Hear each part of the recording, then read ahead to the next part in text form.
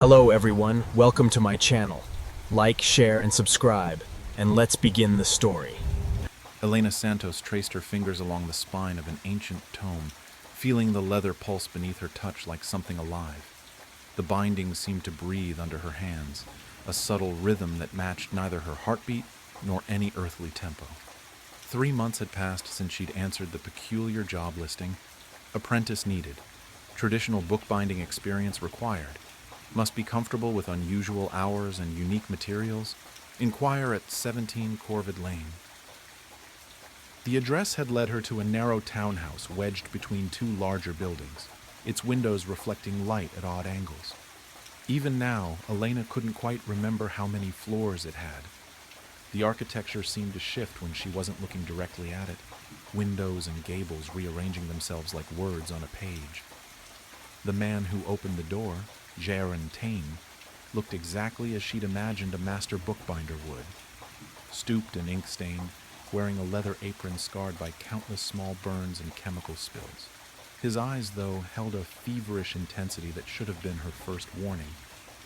"You've come highly recommended," he'd said, though Elena hadn't mentioned her application to anyone. "I've been watching your work at the University Bindery. Such careful attention to detail. Such reverence for the written word." His voice had carried strange undertones, harmonics that seemed to resonate in her bones. Behind him, shadows moved in ways that defied the light source, and she caught a whiff of something that reminded her of old pond water in decay. The workshop had seemed normal enough at first glance. Worn wooden workbenches, shelves lined with tools and materials, the comforting smell of leather and glue. But as the weeks passed, Elena began noticing things that didn't quite fit. The rulers sometimes measured different lengths depending on the time of day. The awls left holes that sealed themselves when she wasn't looking. And the shadows. The shadows were always deeper than they should be, pooling in corners like black ink. A fragment of poetry had appeared on her workbench one morning, written in Thomas Reed's distinctive hand. "In spaces between bound pages tight, whispers echo from infinite night." The words had seemed to squirm on the paper, and Elena found herself humming their rhythm as she worked, though she couldn't remember consciously reading them. Now, working in his basement workshop by lamplight, Elena understood why he'd valued those qualities. The books that passed through their hands were like nothing she'd encountered in her training. Some were bound in materials she couldn't identify, leather that felt too warm, cloth that seemed to breathe, metal clasps that moved when touched. Others contained text that seemed to shift when viewed directly, letters crawling across pages like insects searching for new arrangements. All of them carried a weight that had nothing to do with their physical mass. Tonight's project sat before her. A stack of loose pages that had arrived in a leather satchel, delivered by Myrold Rook, the keeper of the script. His hands had trembled as he handed over the package, and Elena noticed that his shadow didn't quite match his movements, always a fraction too slow or too fast. "These are special," he'd whispered, glancing nervously at the shadows between the shelves. "The High Scribe herself has marked them for binding. Our patron grows hungry." He'd hesitated then, pulling something else from his satchel, a small envelope sealed with dark wax. The seal bore a symbol that seemed to shift when Elena tried to focus on it. "From Althesa Varen herself," he'd added, his voice barely above a whisper. "She says you're to read it only after you've completed the binding. She saw something about you in her last trance." The pages felt warm to the touch, and the script that crawled across them made her eyes water. Some bore notations in different hands. She recognized Thomas Reed's poetry, interwoven with the main text, his verses speaking of a darkness that devoured light and a horizon where reality ended. Other margins contained desperate warnings in what she now knew to be Miranda Wells' handwriting. The words breed in dreams. They want more than just readers. They want vessels. Elena's fascination warred with her terror. Part of her wanted to run, to forget everything she'd seen and return to the simple work of binding normal books. But another part, growing stronger each day, yearned to understand the mysteries hidden in these impossible texts. The hunger for knowledge had taken root in her mind, and she found herself wondering if this was how Miranda had felt before she disappeared. "Careful with the binding thread," Jaren called from his desk. "These pages like to wander if they're not properly secured." He was hunched over his own work, transcribing text from one volume to another. Elena had noticed that he often worked in his sleep, his hands moving with mechanical precision while his eyes remained closed, lips forming words in languages that hurt her ears. Sometimes she caught glimpses of other figures moving around him in those moments, shadowy forms that vanished when she tried to look at them directly. The thread she used was unlike any she'd worked with before. It seemed to move of its own accord, sometimes anticipating where she needed it to go. It felt warm between her fingers, like it had just been pulled from something living, and she could have sworn she felt a pulse running through it. As she sewed, she realized she wasn't just binding pages together. She was stitching fragments of reality, creating seams between what was and what waited in the spaces between words. As Elena's needle pierced the warm leather binding, the workshop around her suddenly dissolved.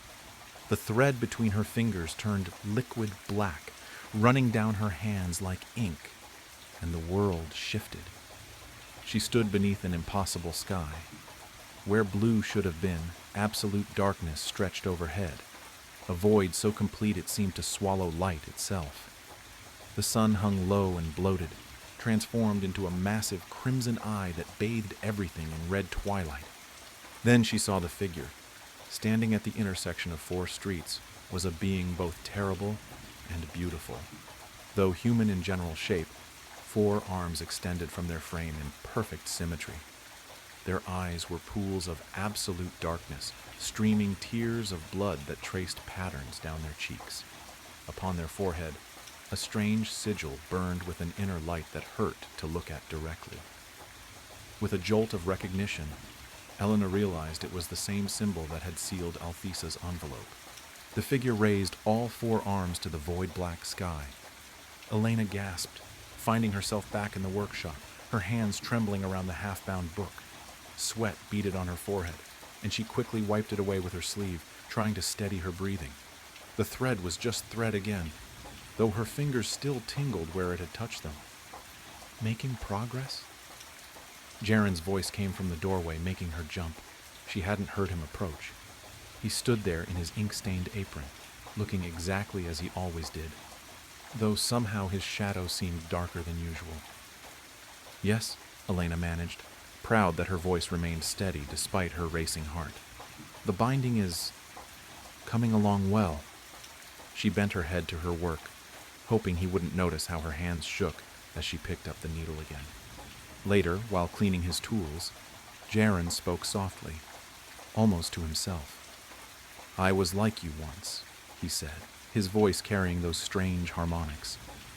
"A simple bookbinder until I understood that some books want more than just to be read. They taught me their language, showed me the spaces between words where truth lives." He turned to her, and for a moment his eyes seemed to contain galaxies. "The Dark One offers knowledge beyond imagining, Elena. The cost—" He smiled, and in the lamplight his teeth gleamed like wet ink. "The cost becomes irrelevant once you understand what waits on the other side of the page." She'd begun having dreams about the books. In them, she watched letters crawl across pages like insects, forming and reforming into messages that left her gasping awake. She dreamed of vast libraries where the shelves went on forever, and all the books whispered her name. Sometimes she heard voices from the workshop below her rented room, though Jaren insisted he never worked past midnight. The shadows in the corners seemed deeper each day, and she often caught movement in them from the corner of her eye, suggestions of figures walking between the shelves, of hands reaching out from between books. Through these dreams, she began to understand the congregation's structure. Jaren, as the bound archivist, created gateways through his bindings. Myrold Rook, the nervous keeper, distributed the texts to those marked for initiation. Above them both stood Althesa Veron, the High Scribe, who received direct instructions from their patron, the Dark One itself. In these dreams, fragments of what she'd glimpsed haunted her: the void black sky, the crimson sun that shouldn't be, and always that figure, that terrible, magnificent figure whose presence made reality shiver. Her mind recoiled from remembering too much, but the images lingered like after-images burned into her vision.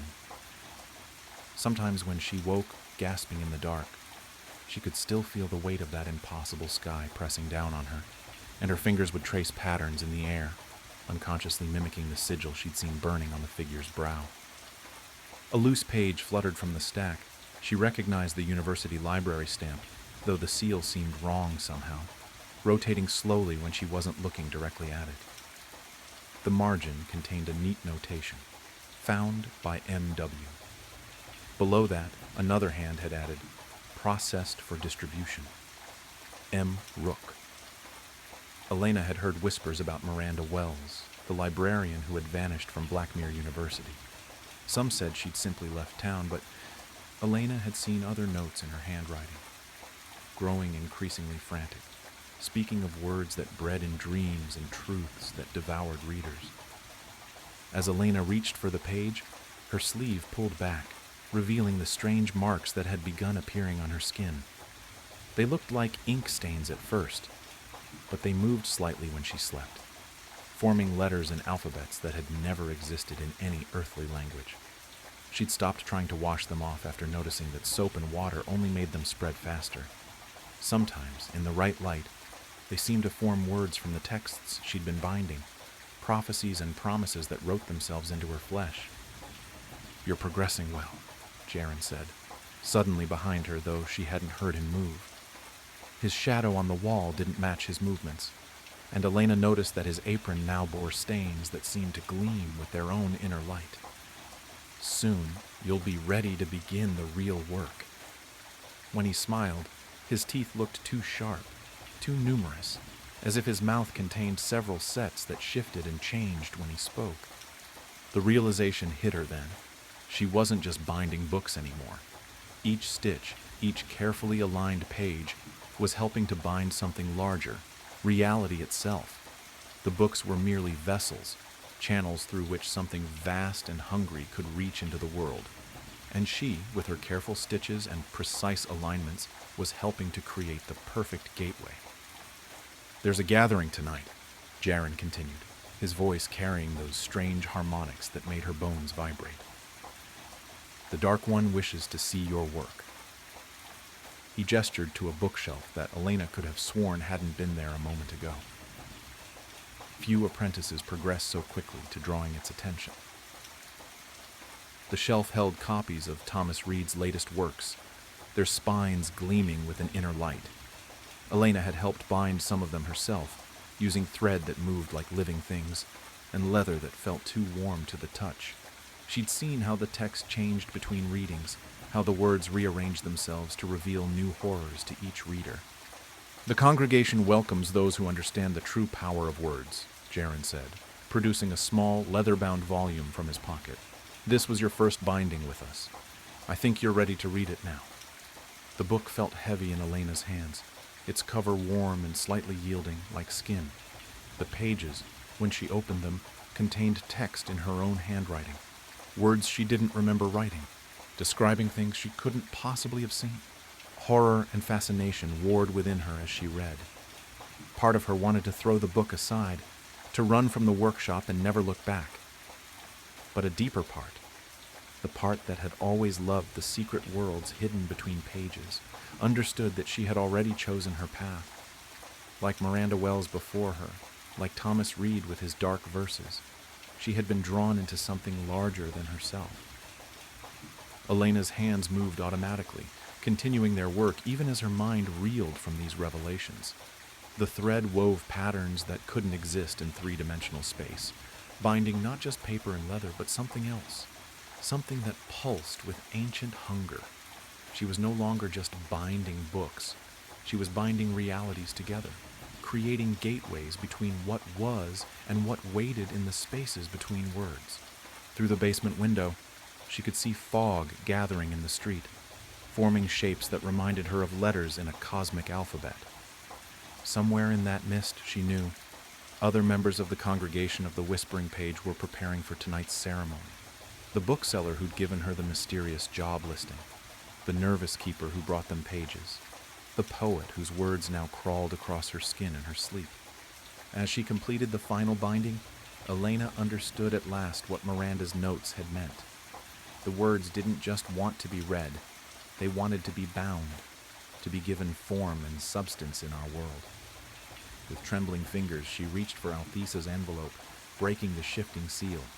Inside was a single page of thick paper, covered in elegant script that seemed to write itself as she watched. "You've seen it now, haven't you, Elena? The truth waiting in the dark sky.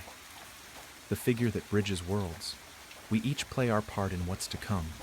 You with your bindings, me with my visions, Jaren with his translations. The Dark One chooses us carefully, dear Elena. Your hands know the work already, even if your mind hasn't caught up. Bind these pages well. They're more important than you yet realize." Elena's fingers traced the binding she'd just completed, feeling the warmth pulsing beneath the leather.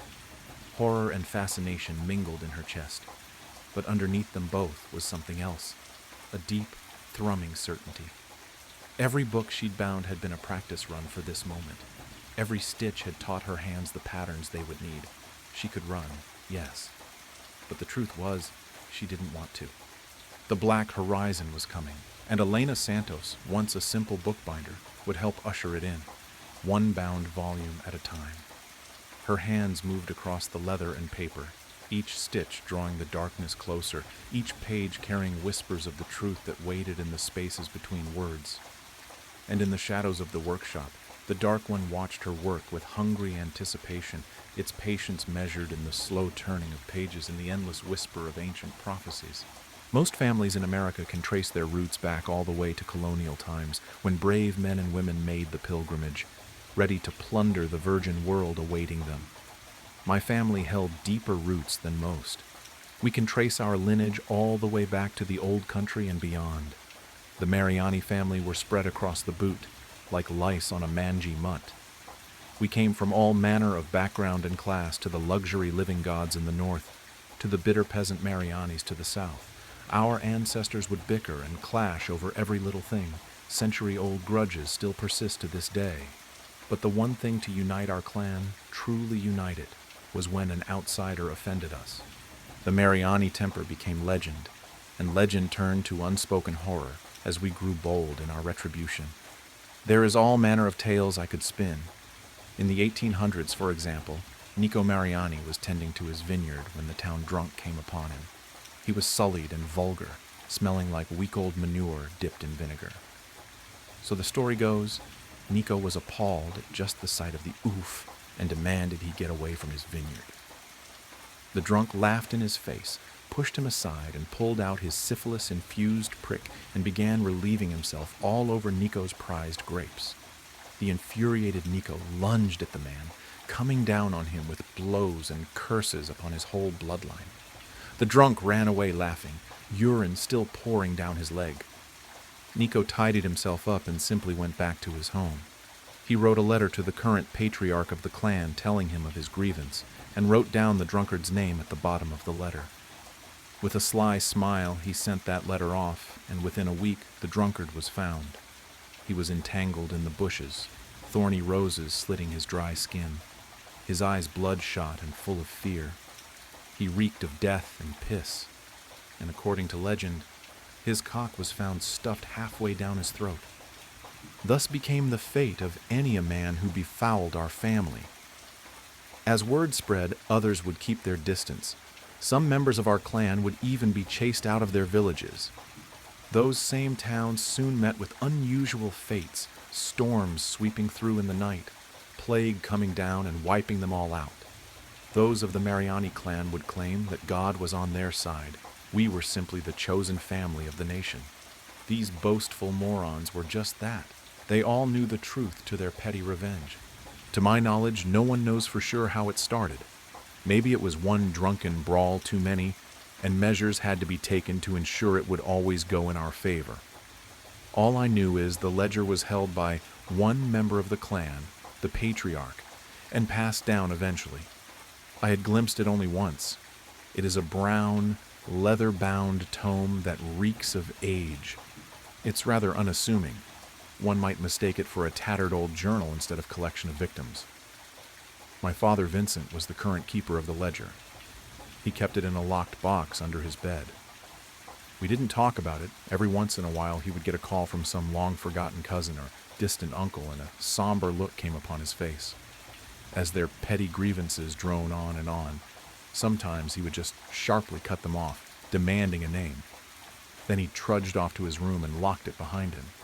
We didn't see him for the rest of the day. I only know of one time my father wrote a name in for himself. When I was a boy, my mother was killed by a drunk driver. She was jogging in the late afternoon, and a plastered trucker swayed too far to the left and pinned her to a tree. My mother lay splattered on the hood of the gnarled truck as the driver, a man named Arnold, limped away begging for help. He was arrested, of course, but evidently there was some mistake the police made, something about the chain of custody being tainted, and the case was thrown out. Imagine that, murdering a woman and not even batting an eye after the fact. He never once looked ashamed of his actions. He looked more annoyed than anything, like my mother had just gotten in his merry way. My father was beside himself with grief, of course. I could hear him wailing long into the night as he hid himself away. The various cousins had flocked to our house like gulls, offering sorrow in one hand and a hefty plate of pasta in the other. I didn't think they were callous. It was just their way. My Uncle Tony had clamped a gorilla hand on me and pulled me in, muttering it was going all be okay. His breath had a lingering smell of sambuca and cigar smoke. We were sitting in the living room, our clan chattering amongst themselves, leaving my father to his torment alone. They grieved for her, my mother, I know they did. Yet they treated her wake as one big family reunion. In the corner, I heard some of my Tanner cousins slurring at each other in the tongue of the motherland. In the kitchen, I heard the crazed yet harmonic voice of my Uncle Corrado in the kitchen, serenading his wide-eyed nieces and nephews. Uncle Tony could see the miserable look upon my face and gave me a loving smack in the head. "Hey, don't look so miserable, my boy. Your mother is gone, but the family? It'll always be here for you," he said through puckered lips. "Don't you worry either. That son of a bitch is gonna get his." He warned, a tiger's grin forming on his face. "You mean the—" Uncle Tony cut me off with a finger to his lips and a firm grasp on my back. "We don't talk about it here, Bad Karma. It'll be taken care of. That's all you need to know. Let me ask you something, though. How does it work?" I whispered to him, leaning into the man despite wafts of drink and bad cologne emitting from him. "Suppose you'd have to ask your pop about that," he said after a moment. He took a sip from his drink, a long one. "Have my theories, of course. We all do," he admitted quietly. I perked up at this. To be honest, I always just assumed someone within the family took care of things, I admitted uneasily. This got a hearty laugh out of Tony. "Christ, kid, you think we're a—" He tapped his nose. "No, come on, we're a lot of things, but we're an honest bunch. We ain't connected like that," he stated plainly. "The thing with the book, I don't know how it works other than magic, kid. Gotta be. Keeper of the ledger has gotta be a warlock or something like that, using the old Italian black magic on people." Tony slurred. A crazy explanation, and one I would hear at least twice more that night. After I left Tony's charming embrace, I went around and casually asked about the ledger to others. Some laughed it off, others hushed up real quick. Few cousins even thought we were connected after all, said the ledger was a hit list for those who owed certain people too much money. Others said the ledger was a myth, a family fable to make us feel better during hard times. That didn't account for the deadly results of the myth, of course, but they dismissed it as bad luck. In face, that's what some others said as well, that we were blessed and others purely unlucky. I heard it all. Blood magic, a pact with a demon. Ask any member of my family and you would get tangled in a web of conspiracy. The only common answer was, "Your father would know better." That night I decided I would ask him about that solemn task. The rest of the evening was spent with the comfort of relatives and array of pasta and meat. The fridge looked like it had been fully staffed by an olive garden, and the aroma of herbs and garlic clung to the air in desperation. Soon enough I was alone in the house, save my father, who was still holed up in his room.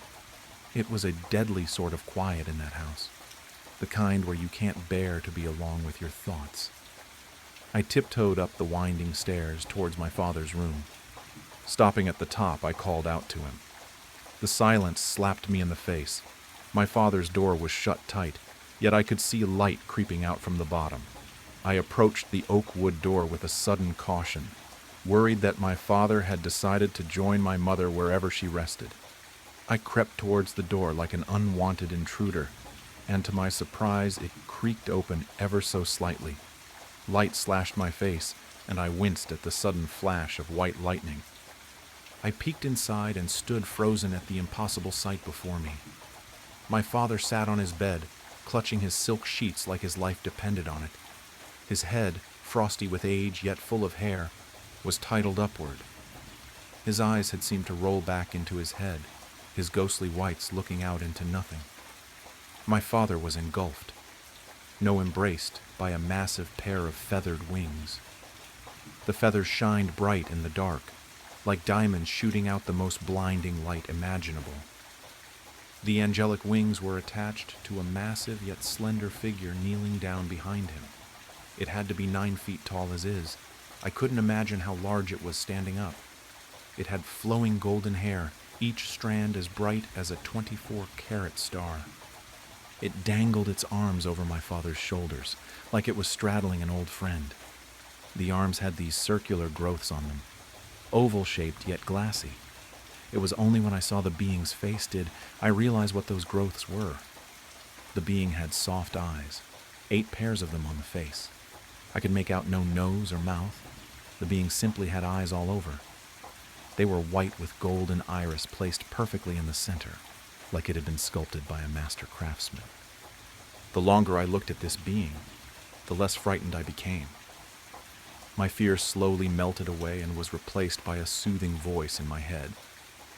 It simply told me, "Be not afraid." It was an androgynous voice, yet I swore I could hear the silky tones of my mother's voice in it. I clasped my mouth as tears started to form, yet I knew not why.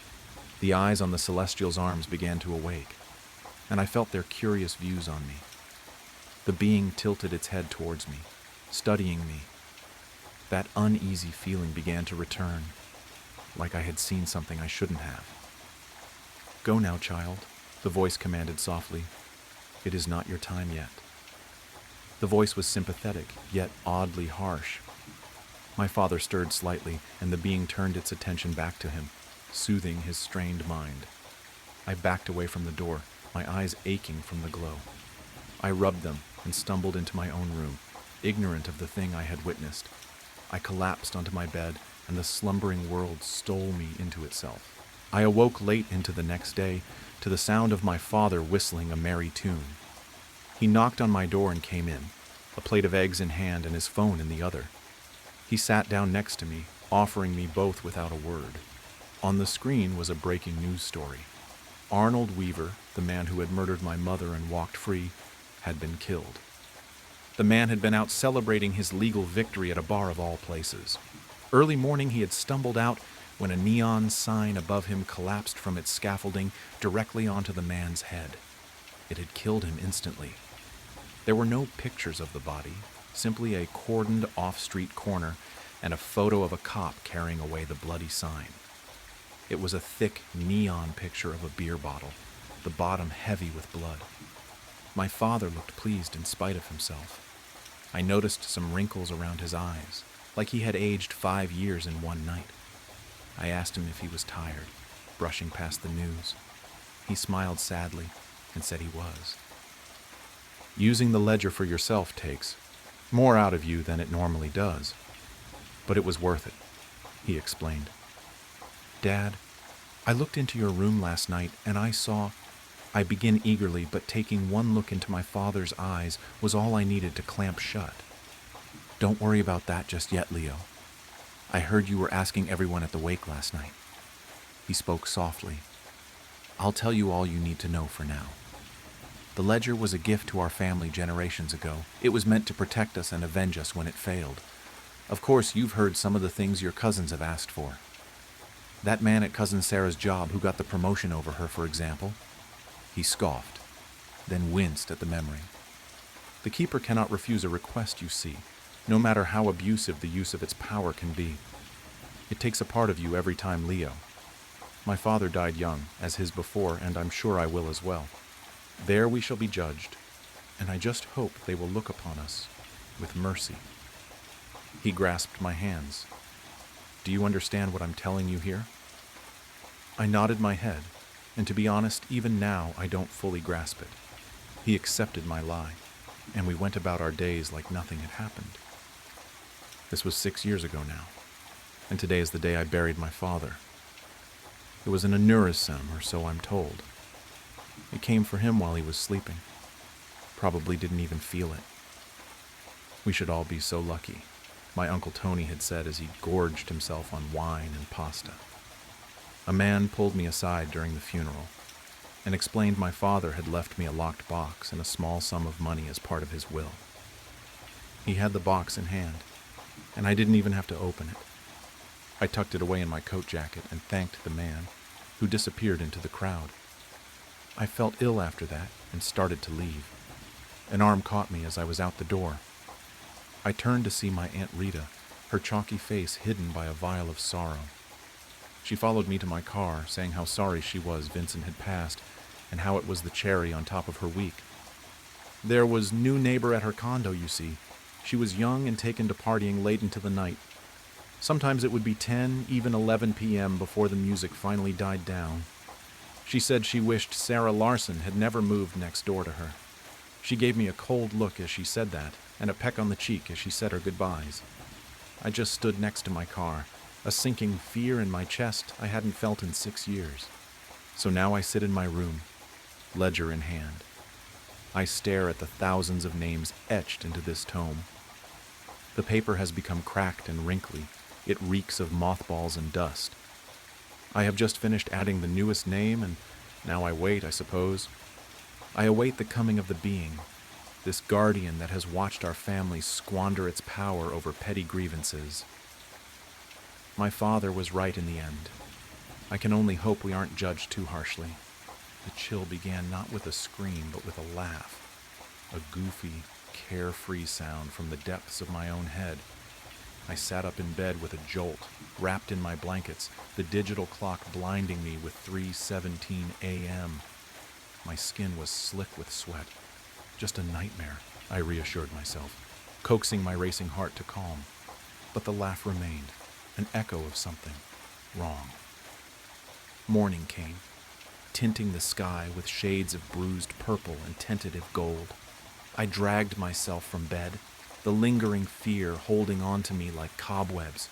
Coffee, black and powerful, was my sole protection from the insidious fear. My phone vibrated. A message from Mom. Don't forget Mark's birthday dinner this evening. He's really excited to see you. Mark?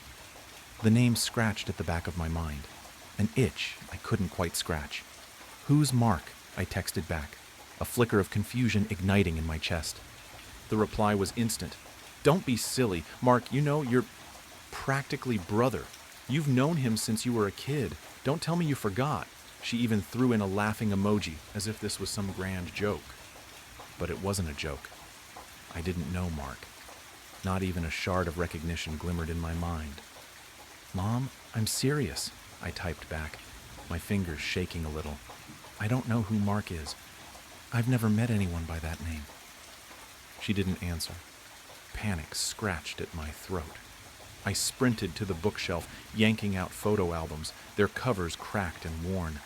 Birthday parties, Christmas mornings, school graduations, the milestones of my life in grainy photographs.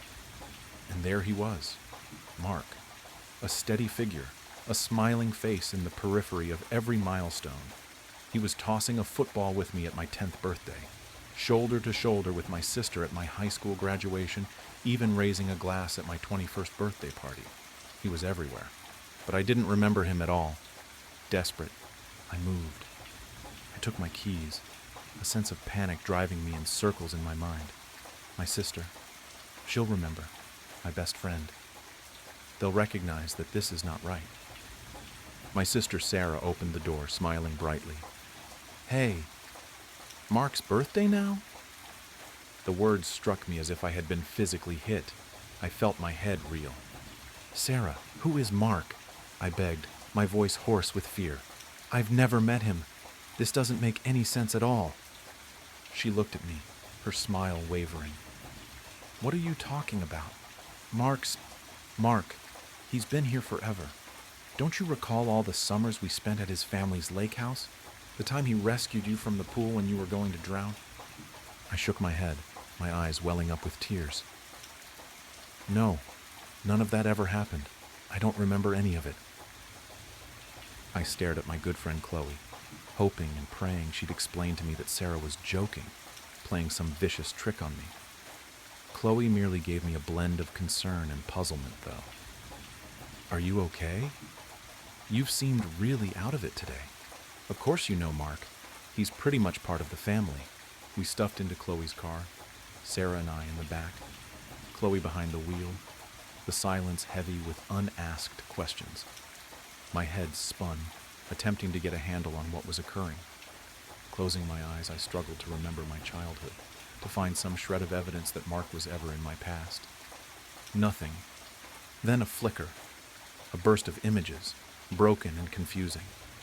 Me laughing with Mark, keeping secrets beneath a starry night sky, walking hand in hand. Memories that weren't my own. Memories being implanted, jammed into my mind. It was as if I was seeing a warped movie reel, pieces of another life I'd never lived imposed on the life I knew. A tide of sickness spilled over me. I gasped, grabbing at my head, the implanted memories threatening to engulf me. We got to Mom's place. I stumbled out of the vehicle, my legs leaden. I needed evidence. I needed to discover something, anything that would validate that I wasn't losing my mind. I rushed to my former bedroom, dodging Mom's cries, and furiously started up my computer. Emails, texts, Facebook. I needed to dig into every digital aspect of my existence for proof that I was not insane. And there it was. Years-old emails from Mark, Facebook messages with those inside jokes, photographs with his name. I had responded to his messages, sent multiple emails, engaged with him online as if he were a permanent figure in my life. But I couldn't recall any of them. My mother shouted out, "Dinner's ready!" Her voice sounded abnormally cheerful, almost forced. I came out of my room, my heart racing against my ribcage, a chill of fear in my belly. And that's when I saw him. He was in the living room, standing beside my mother, his arms slung carelessly around her shoulder. Mark. He wasn't what I imagined, not ugly, not terrifying, just normal. Average height, brown hair, forgettable features. He resembled the kind of person you'd pass on the sidewalk and never give a second glance. And yet, his presence dominated the room with an overbearing weight, a crushing feeling of wrongness. His gaze met mine, and a slow, creepy smile crossed his face. It wasn't a welcoming smile. It was a smile that knew something I didn't know. A smile that threatened something awful was going to occur. It was the smile of a predator. A shock, a shivering breath. I awoke. 3:17 a.m. again. Sweating, I sat upright in bed, my heart pounding against my ribcage. This time the giggle wasn't a distant whisper. It was, nearer, more tangible. My phone beeped. Mom again. "Don't forget Mark's birthday dinner tonight. He's really looking forward to seeing you." The message was the same, word for word. I hurled the phone across the room, a strangled cry escaping my mouth. It was happening again. This was not a dream. This was real. I got out of bed, clamoring for something that would ground me in the real world. I glanced at my room, hoping for something, anything, that would attest to the fact that I wasn't going crazy. My eyes landed on a framed photo on my dresser. It was one of my dad and me, taken when I was a child. I hadn't seen it in years. Except, it wasn't just my dad and me anymore. By my dad's side, his arm slung over my shoulder, was Mark. The same bland face, the same creepy smile. He had taken my father's place in my own mind. I could feel a scream rising in my throat, a raw howl of rage and terror. My memories were being stolen from me, rewritten, replaced with this thing. I sprinted to the mirror, gazing into my reflection, searching for any indication that I was indeed myself. A few seconds passed before the edges of my reflection's mouth twisted into that same unnerving smile. It leaned in and said softly, "You're ready, kiddo." The voice was mine, yet it wasn't me. I slammed the door closed and I ran, pushing open my bedroom door. Mark was there, leaning against the doorframe, arms crossed, that awful grin on his face. "Why are you doing this?" I gritted out, my voice shaking. "What do you want?" He merely laughed, that low, queasy sound. "I'm not doing anything," he told me, speaking in a low, strangely calm voice. "You're always doing this." He grasped my arm, his hold much stronger than I expected, and steered me toward my Aunt Mina's. It had been years since I'd last seen her. Why would he want to see her? "I want to go inside with you," he murmured into my ear. I barely heard him. We arrived at Mina's house. There was a frantic hope that leapt within me. Perhaps she knew. Perhaps she remembered the world as it ought to be. The world before Mark. I ran up to the door, knocking frantically until Mina opened it, her eyes opening wide with shock. "What are you doing here?" she asked, fear creeping into her voice. "You shouldn't have come." "Mina, please," I pleaded, grasping her hands. "You have to assist me. I don't know what is occurring. My memories, they're being altered. There is this man, Mark. He is taking the place of everyone I know. Mina stepped back, her face twisted in terror. "They're going to make you right," she breathed, her eyes flicking towards Mark, who stood behind me, his eyes following me with the same knowing grin. "They want to make you right before they wipe you out." "Wipe me out?" I breathed, my blood congealing in my veins. "What do you mean?" "Wipe me out of what?" Mina paused, her eyes shining with a desperate, entreating expression. "You're not the first," she whispered. "There was one before you, and they'll do it again. They'll replace you the way they replaced her." "Another me? Replaced?" My head spun, attempting to follow through the urgency of her words. "I was a replacement? For another person?" I parted my lips to speak to her further, to require answers. But then, it occurred. Mina's eyes turned glassy, her muscles locked up, and her face blanked out.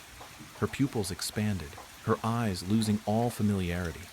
It was as if a switch had been thrown, removing everything that made her. Her. "Mina?" I whispered, gently shaking her. "Mina, can you hear me?" She blinked, her eyes now vacant and clear. "Oh, hey," she said, her voice now cheerful and light, as if nothing was amiss. "What are you doing here?" She remembered nothing. She remembered no conversation. She remembered no fear in her eyes. She remembered no warning she had just issued me. She had been erased. Mark moved towards me, putting a hand on my shoulder. "See?" he whispered, his voice soothing and gentle. "I told you. You're always doing this." "Do what?" I breathed, my voice breaking. "What am I doing?" He grinned, a slow, predatory smile that made me shiver. "You always forget." Celine, right as I had finally memorized and grown accustomed to the noises each step my mother and father make in our home.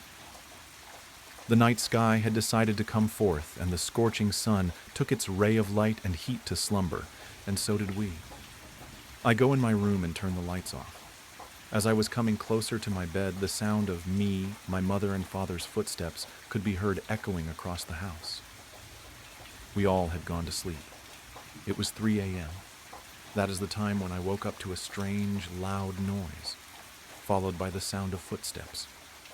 Petrified and half awake, I stayed in bed, hiding under the sheets, ears open to hear any sound that was coming from downstairs. That is, when I realized those were not the footsteps of anyone I know. Realization hit me, followed by fear, and a chilling feeling that gave me the shivers. I could hear him, or her. You can't really tell who or what it was. All you could hear was its footsteps, and that it isn't Mom nor Dad. Knock, knock. My eyes open wide. I am now wide awake, taking a peek from under my sheet. The sound of knocking is at my door, but who could it be? Even though the room was dark, it was almost as if you could even see the door trembling with each knock. Knock, knock. That thing behind the door kept knocking. Me, as I am wide awake now, cowering in fear under my sheets, couldn't even move to answer the door. And to be honest, even if I could, I don't think I'd have the courage to. I could feel my heart sinking, my lungs breathing heavily as fear began seeping into me. Knock, knock. The thing was persistent. Then I look at the time. It was an old clock that has always been in my room ever since we moved in. 3:05 a.m. I look in shock. Only 5 minutes have passed. How can this be? Knock, knock. Driven by shock and frustration, I decide to accept my fate. The paralyzing fear had calmed down, still shivering from the unknown that was waiting for me behind that door. Knock, knock. I hop out of bed, wearing my pajamas. Yes, those pajamas my mom and dad bought me a couple of weeks ago. I was wondering if this is the end for me. Will I ever wear those pajamas again? My hand, cold as ice due to loss of blood circulation in my hand, reaching out for the door handle. The cold breeze in the room from the open window I forgot to close before I went to sleep. My eyes drifting everywhere, wondering what to do. I opened the door, and there it was. A dark, humanoid figure. I was rather young, so at the time I thought it was my dad, since it looked like a man, in his 30s. Foolish little me felt a sense of relief, and at the same time, curiosity. Why could I not tell it was my dad? Why is he just standing there, in the darkness? Many questions, many possible answers. But one thing was clear. That thing was not my father. Little me, so young and foolish, jumps at it, joyfully yelling out, "Dad, Dad, you scared me." Alas, the thing did not respond. Instead, all I could feel was its cold body. It almost didn't even feel like a body, as it was not human, more like a manifestation, a pretender. There was no heartbeat, no breathing. Actually, it did breathe, but its lungs didn't move. It was as if looking at a deaf person who could breathe and move. Young me at that time had realized that was no human, or at least not one that I was familiar with at my young age. And now that I'm older, I'm sure you and me both realize that there really are no humans like that. Shocked from what I had just witnessed, I rushed to my parents' rooms as I noticed that thing was just standing there, focused on my room. Yet to my surprise, as I reached the stairs, my heart sinks to the floor and my breathing intensifies when I saw it. That thing hiding in the darkness, in the blink of an eye, turned its face towards me. Now that it was facing my direction, you could clearly see the look on its face. It had eyes, but couldn't see, or so I assume, since they were pitch black. It didn't have ears, or at least I didn't see any due to its long black hair. It was no usual hair. It looked almost like clay. It didn't have the physics of normal hair, almost as if looking at a mangled mannequin. I sprint to my parents' room. I hear the thing let out a deafening roar, sending chill down my spine. Tears begin rolling down my cheeks, but I don't stop. I can't stop. Stop running and who knows what will happen. I could hear it, its footsteps as I ran, this time, however much faster. Little me, with his tiny legs, tried the best he could to outrun it.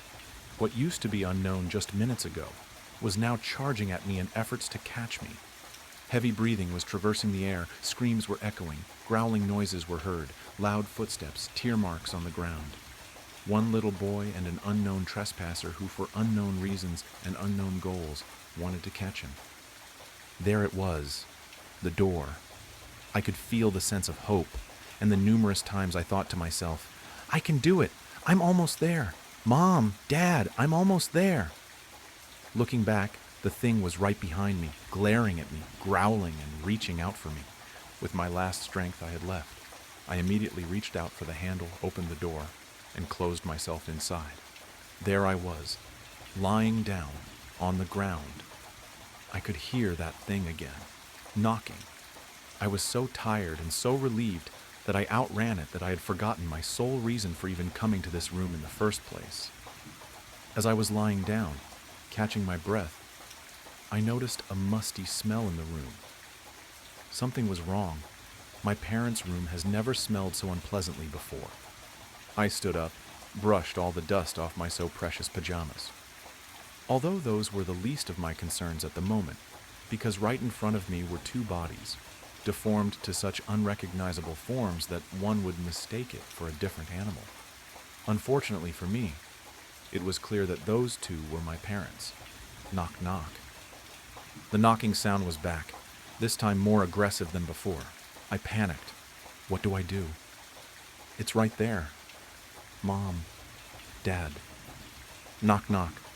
I start quietly sobbing and decide that if my time has arrived, then so be it. Using my last efforts, I put my cold, shaky hand on my mouth in attempts to be quieter. Close my eyes and lie on the ground with my two parents' bodies on top of me. And then it happened. The knocking intensified, faster and louder than before, till it eventually barged in through the door. My vision was blocked. All I had was my hearing. My nose was clogged with the grim smell the bodies were letting out. Slow footsteps were approaching. All that was going through my mind was, please don't find me. Please don't find me. The thing, almost as if reading my mind, went out of the room. Next to my parents' bedroom was my dad's office. He always told me to never go in there, for unknown reasons. However, my parents' bedroom was the worst place to hide in at the moment, as it was the last location it saw me in. I crawled towards the office, holding my breath, tears and cries in. You could hear it looking for me upstairs. I gently grabbed the door, which was excruciatingly hard, as I couldn't stop myself shaking in fear. The door opens. Cold breeze hits me in the face, coming from inside the room. You can hear the sound of papers being blown from the wind. I go inside and use my little strength to push some old small couch to the door, in hopes to somehow block it from entering. Although we all know that would never work with a small couch like that. On my dad's desk, you could see his laptop, papers, the pen he was always writing with whenever I used to come here to tell him that Mom's calling us for dinner. I miss my parents so much. I say, I have to make it out of here. I was very young. You would probably suggest to use the laptop to call for help, but we can't just assume I know the password. At the far right corner, I glimpsed a landline phone, the ones that nowadays would be called ancient. I probably got the emergency number wrong a couple of times due to panicking and being unable to keep my thoughts straight. Eventually, I dialed 911 and help was coming. The person on the other end of the line seemed very level-headed and managed to calm me down a bit as I was hiding under my dad's desk. A couple of minutes later, loud noises echo through the walls, and for some time after that, quietness had took over the house. A moment after that, I could hear the sirens of the ambulances and the police cars coming to my home, and I decided to go out of the room and meet them at the entrance. The thing was nowhere to be found. All that was left of the scene were my parents, both gone. Me, shivering in fear, and a couple of broken furnitures. I don't know what it was, who it was, where it is, or what it wanted. All I know was that it meant no good.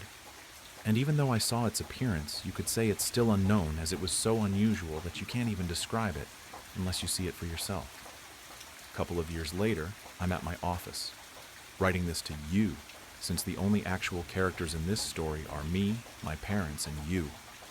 That thing is still not found. It's lurking, possibly knocking at someone else's door right now, walking around inside someone else's home. Whatever it is, whatever it wants, do not answer the door. Don't let it know that you're in there. The Valley, hi 3 Reddit followers.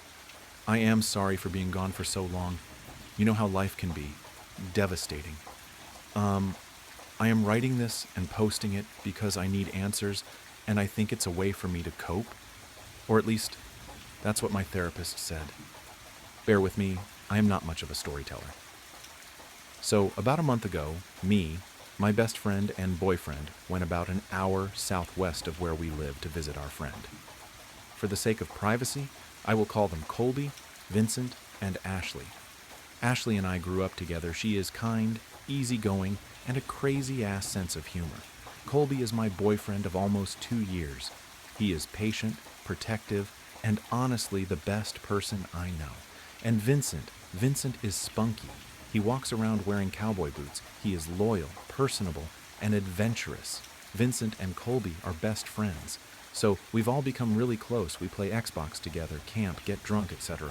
Part of the way we bonded so fast and got so close was because we all share a love of the paranormal. Shocking, I know.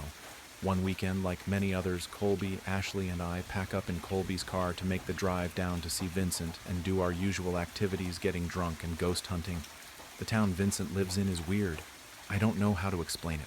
It's just weird. Stuck in a different time. Almost everyone there is old, or been there since they were born and will never leave.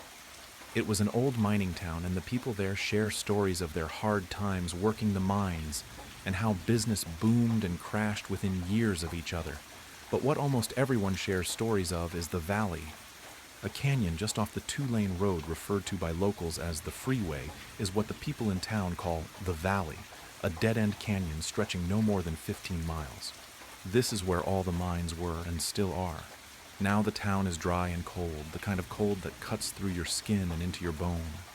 The wind never stops. Summer, winter, spring, or fall, it's always windy. Especially in the valley, the wind whips off the rock walls and roars through the dead trees. Some nights in town, the wind coming out of the valley sounds like screams. The drive to see Vincent was as boring and ugly as usual. I sleep most the ride while Colby and Ashley bullshit about politics, religion, etc. I drift off to the start of another discussion I don't care enough to be a part of.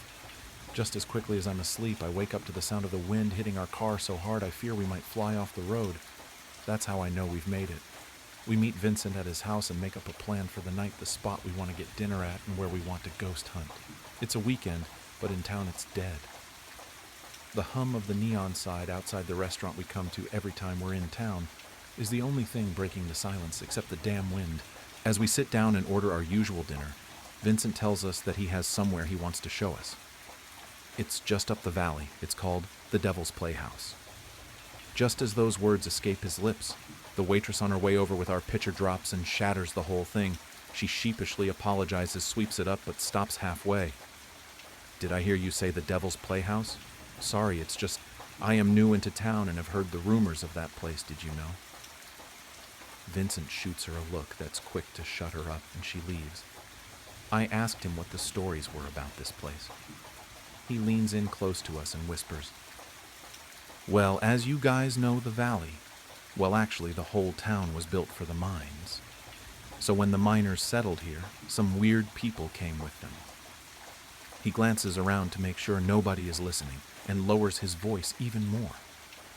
"Well, the people would take, like, horses, cows, even the miners' fucking pets, and take them up to their spot and slit their throats and fucked up shit like that.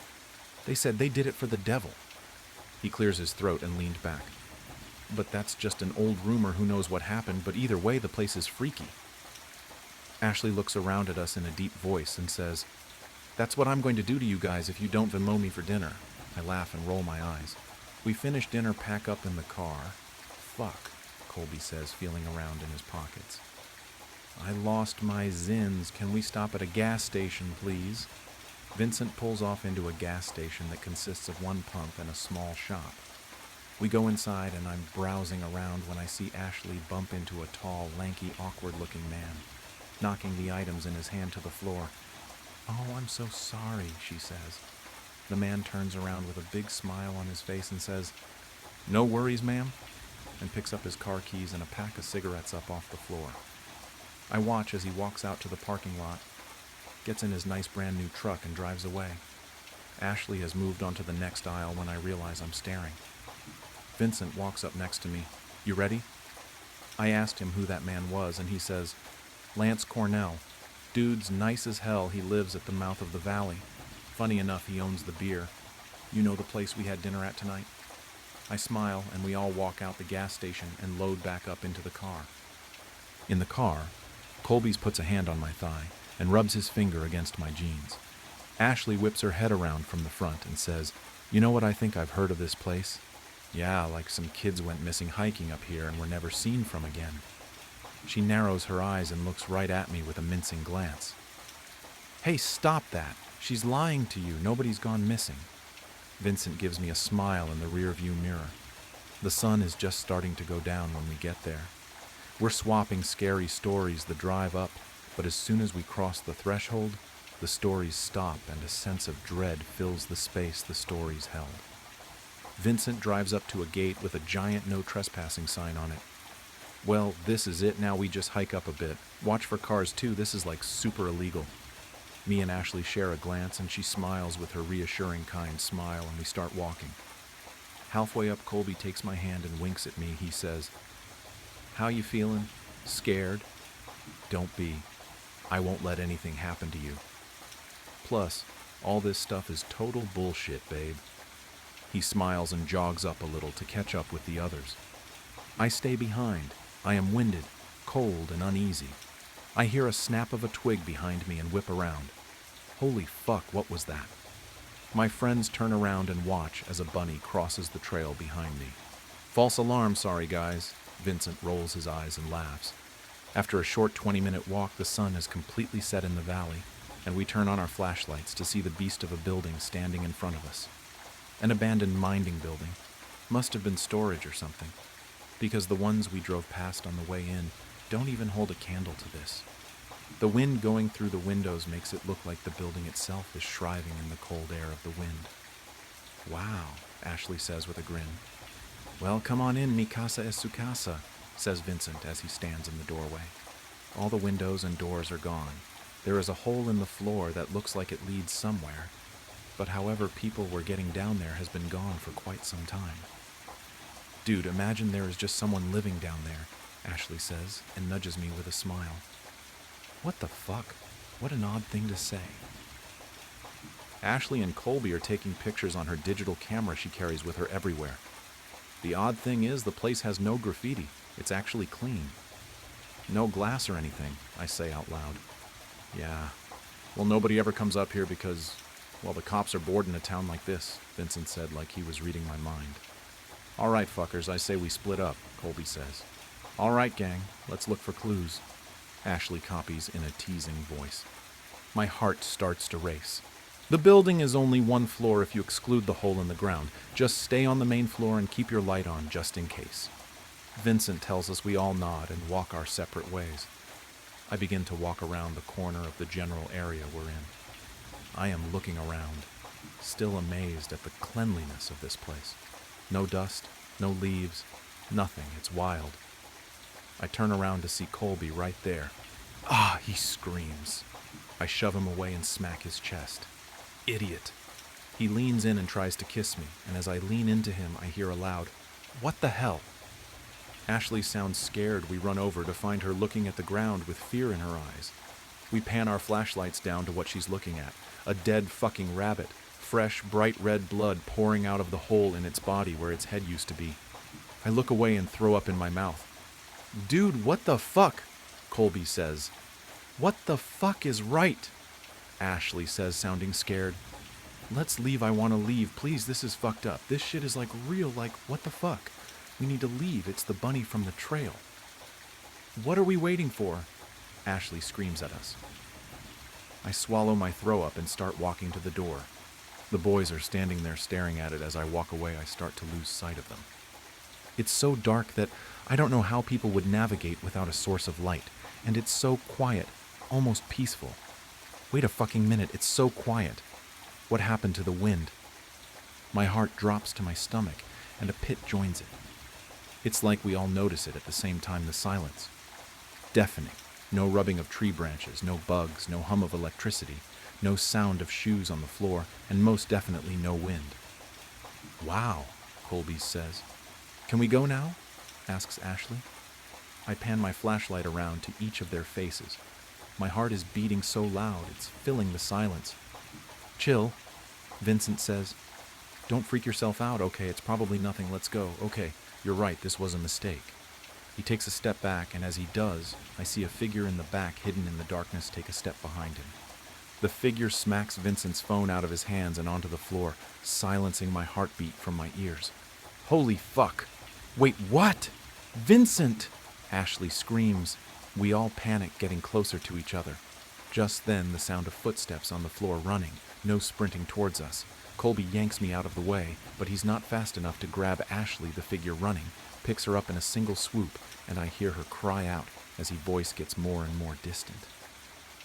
"Ash," I start to say, as Colby covers my mouth with his hand. We back up into the darkness, moving as quickly and quietly as we can.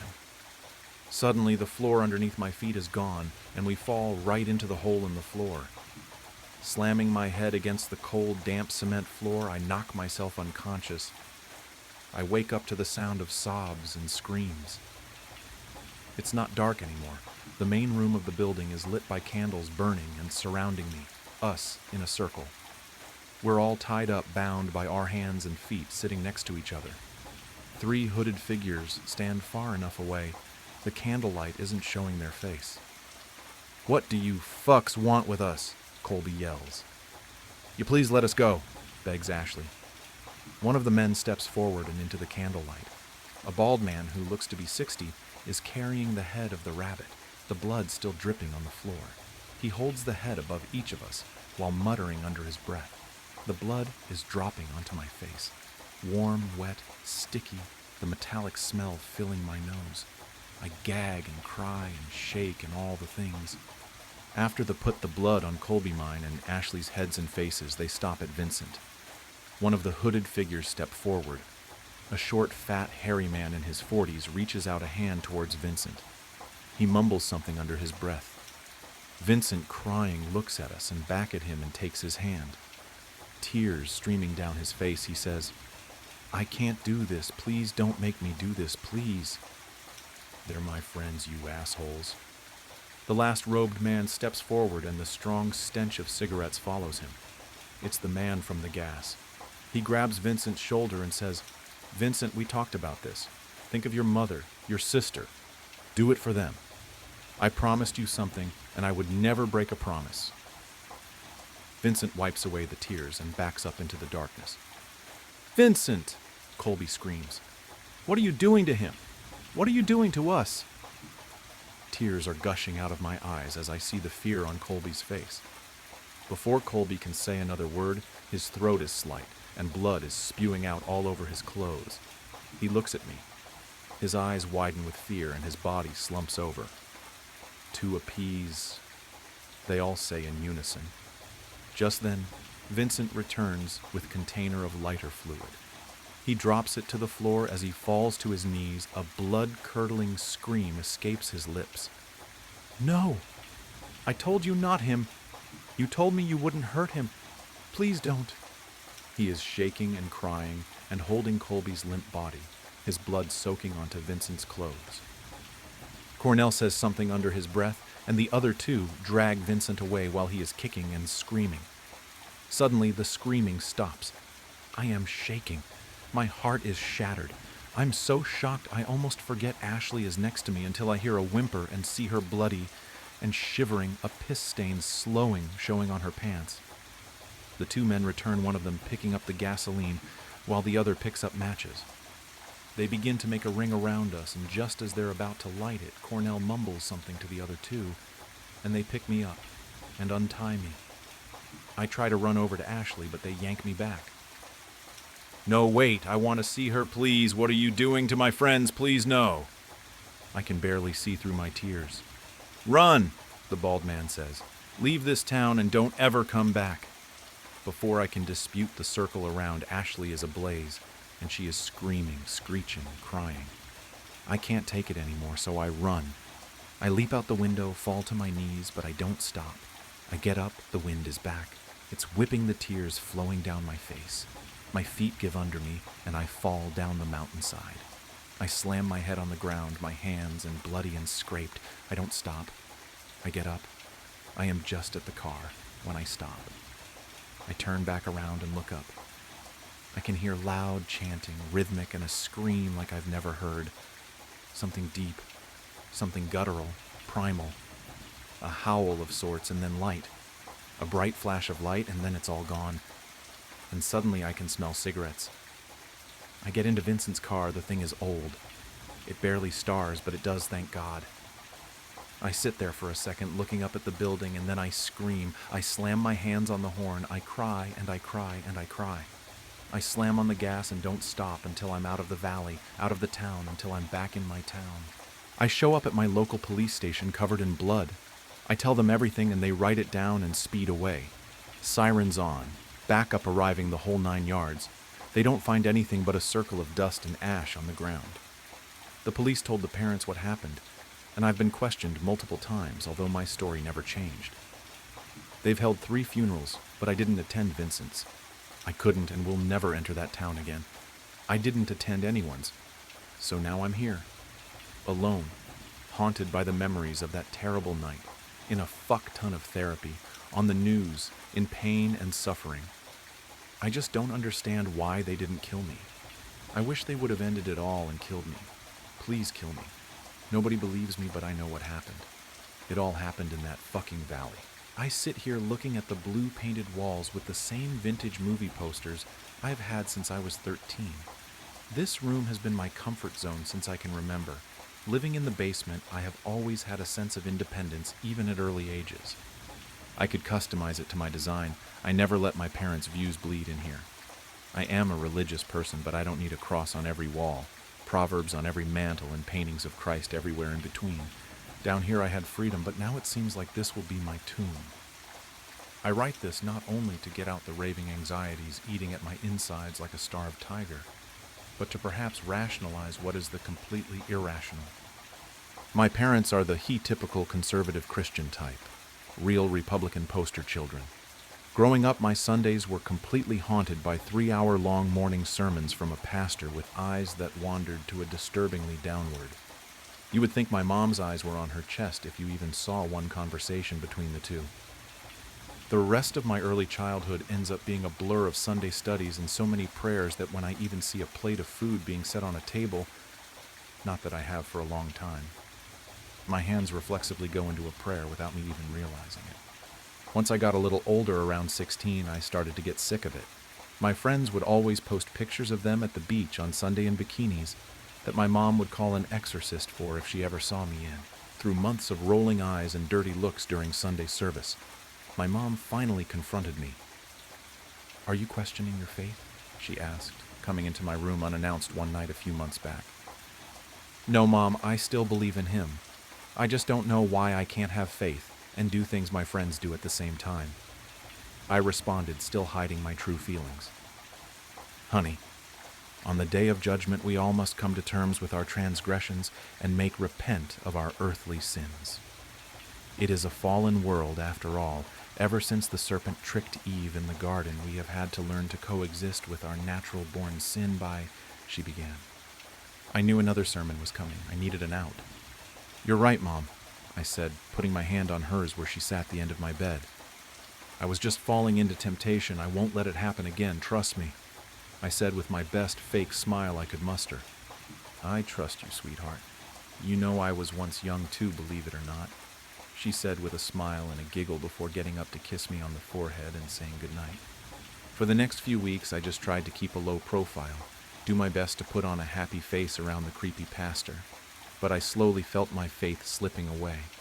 Service after service, I became more and more detached and began to seriously question who exactly my parents consider as their faith. Do they really believe in God, or is it just a helpful excuse to control my life further? Last week, I had enough. On Sunday night, my friends texted me that they were going to a friend's house to smoke weed and hang out. Sundays are lockdown days. I am absolutely not allowed to see any of my friends all day, as it's reserved entirely for family and prayer. However, living in the basement grants some privileges, chief among which is my window. The screen door covers the window but can easily be popped out of place. So around 11 p.m., after my parents were fast asleep, I snuck out and bolted to my friend's car, waiting for me in the alley behind our house.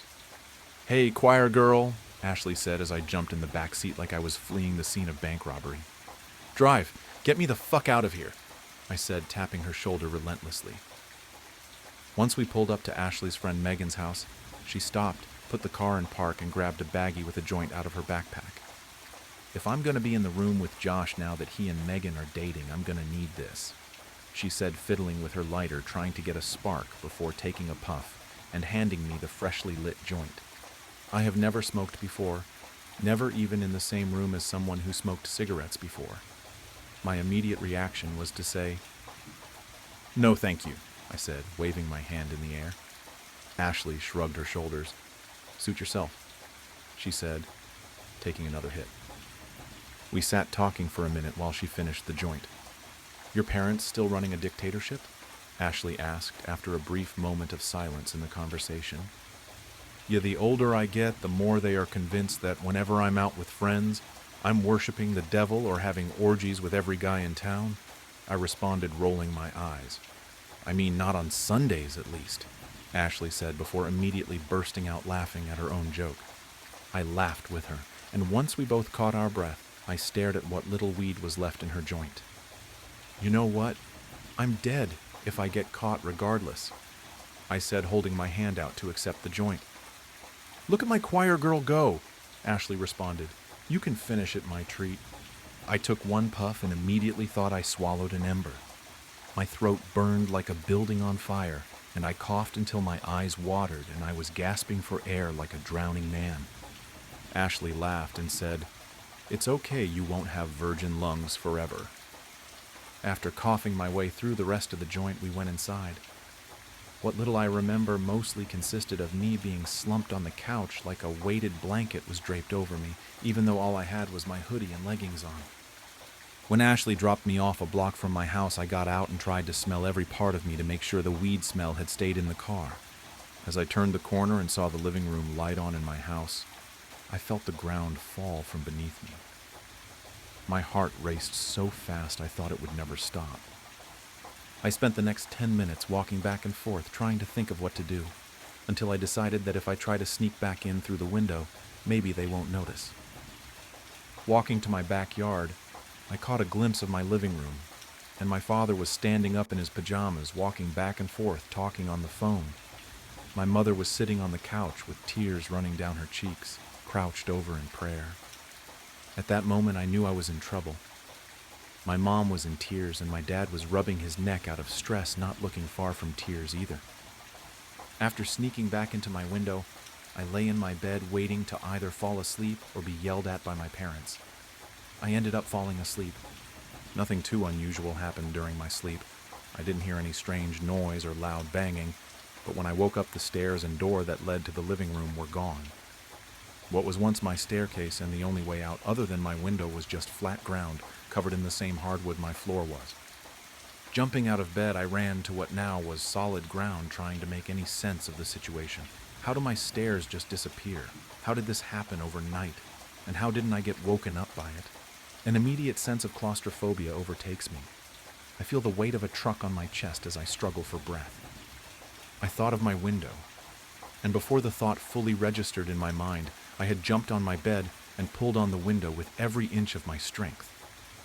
It wouldn't budge, and with a horror I can't describe to this day, I noticed the window was welded shut.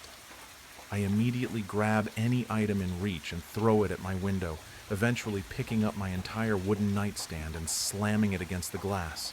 It didn't even crack. I got at this for what may have been hours. Eventually, I collapsed out of exhaustion. The only thing I can do now is scream. "Mom, Dad, help me, I'm trapped!" I shout until my voice breaks and tears fill my eyes like a bucket key in a hurricane. They didn't respond. No one came for me. My phone doesn't have service or Wi-Fi. I have a TV and old classic DVDs my dad owns, but that's it. No food. Only water source is the sink in my bathroom. I spend the rest of the day pacing back and forth, intermittently screaming out for help until I notice a figure walking past my window. I jump up to the window and start banging on the glass like a caged chimpanzee. It's my mom. She's sitting on our backyard furniture, just staring into blank space. It looks like she has been crying for hours. Her eyes were blood red and tired. Her face was puffy and downtrodden. I bang even harder on the glass, screaming at her. "Mom, I'm here. Please let me out." She doesn't even move a muscle. What the fuck is happening? Is she ignoring me? Can she just not hear me? There's no way she can't hear me. I'm screaming as loud as I can, and the windows aren't that thick. Did they do this? Is that why she's crying? What kind of twisted parents would do this to their own daughter? I remember laying in bed with these questions racing through my mind over and over. Once night fell, I was still trapped. I laid in bed trying to sleep, hoping it was just a bad dream, or I would wake up and my stairs would be back and everything would be okay. They made their point. I won't ever sneak out or touch weed again. With unimaginable dread, the next morning I woke up and my stairs were still gone. I looked out my window again. Nothing.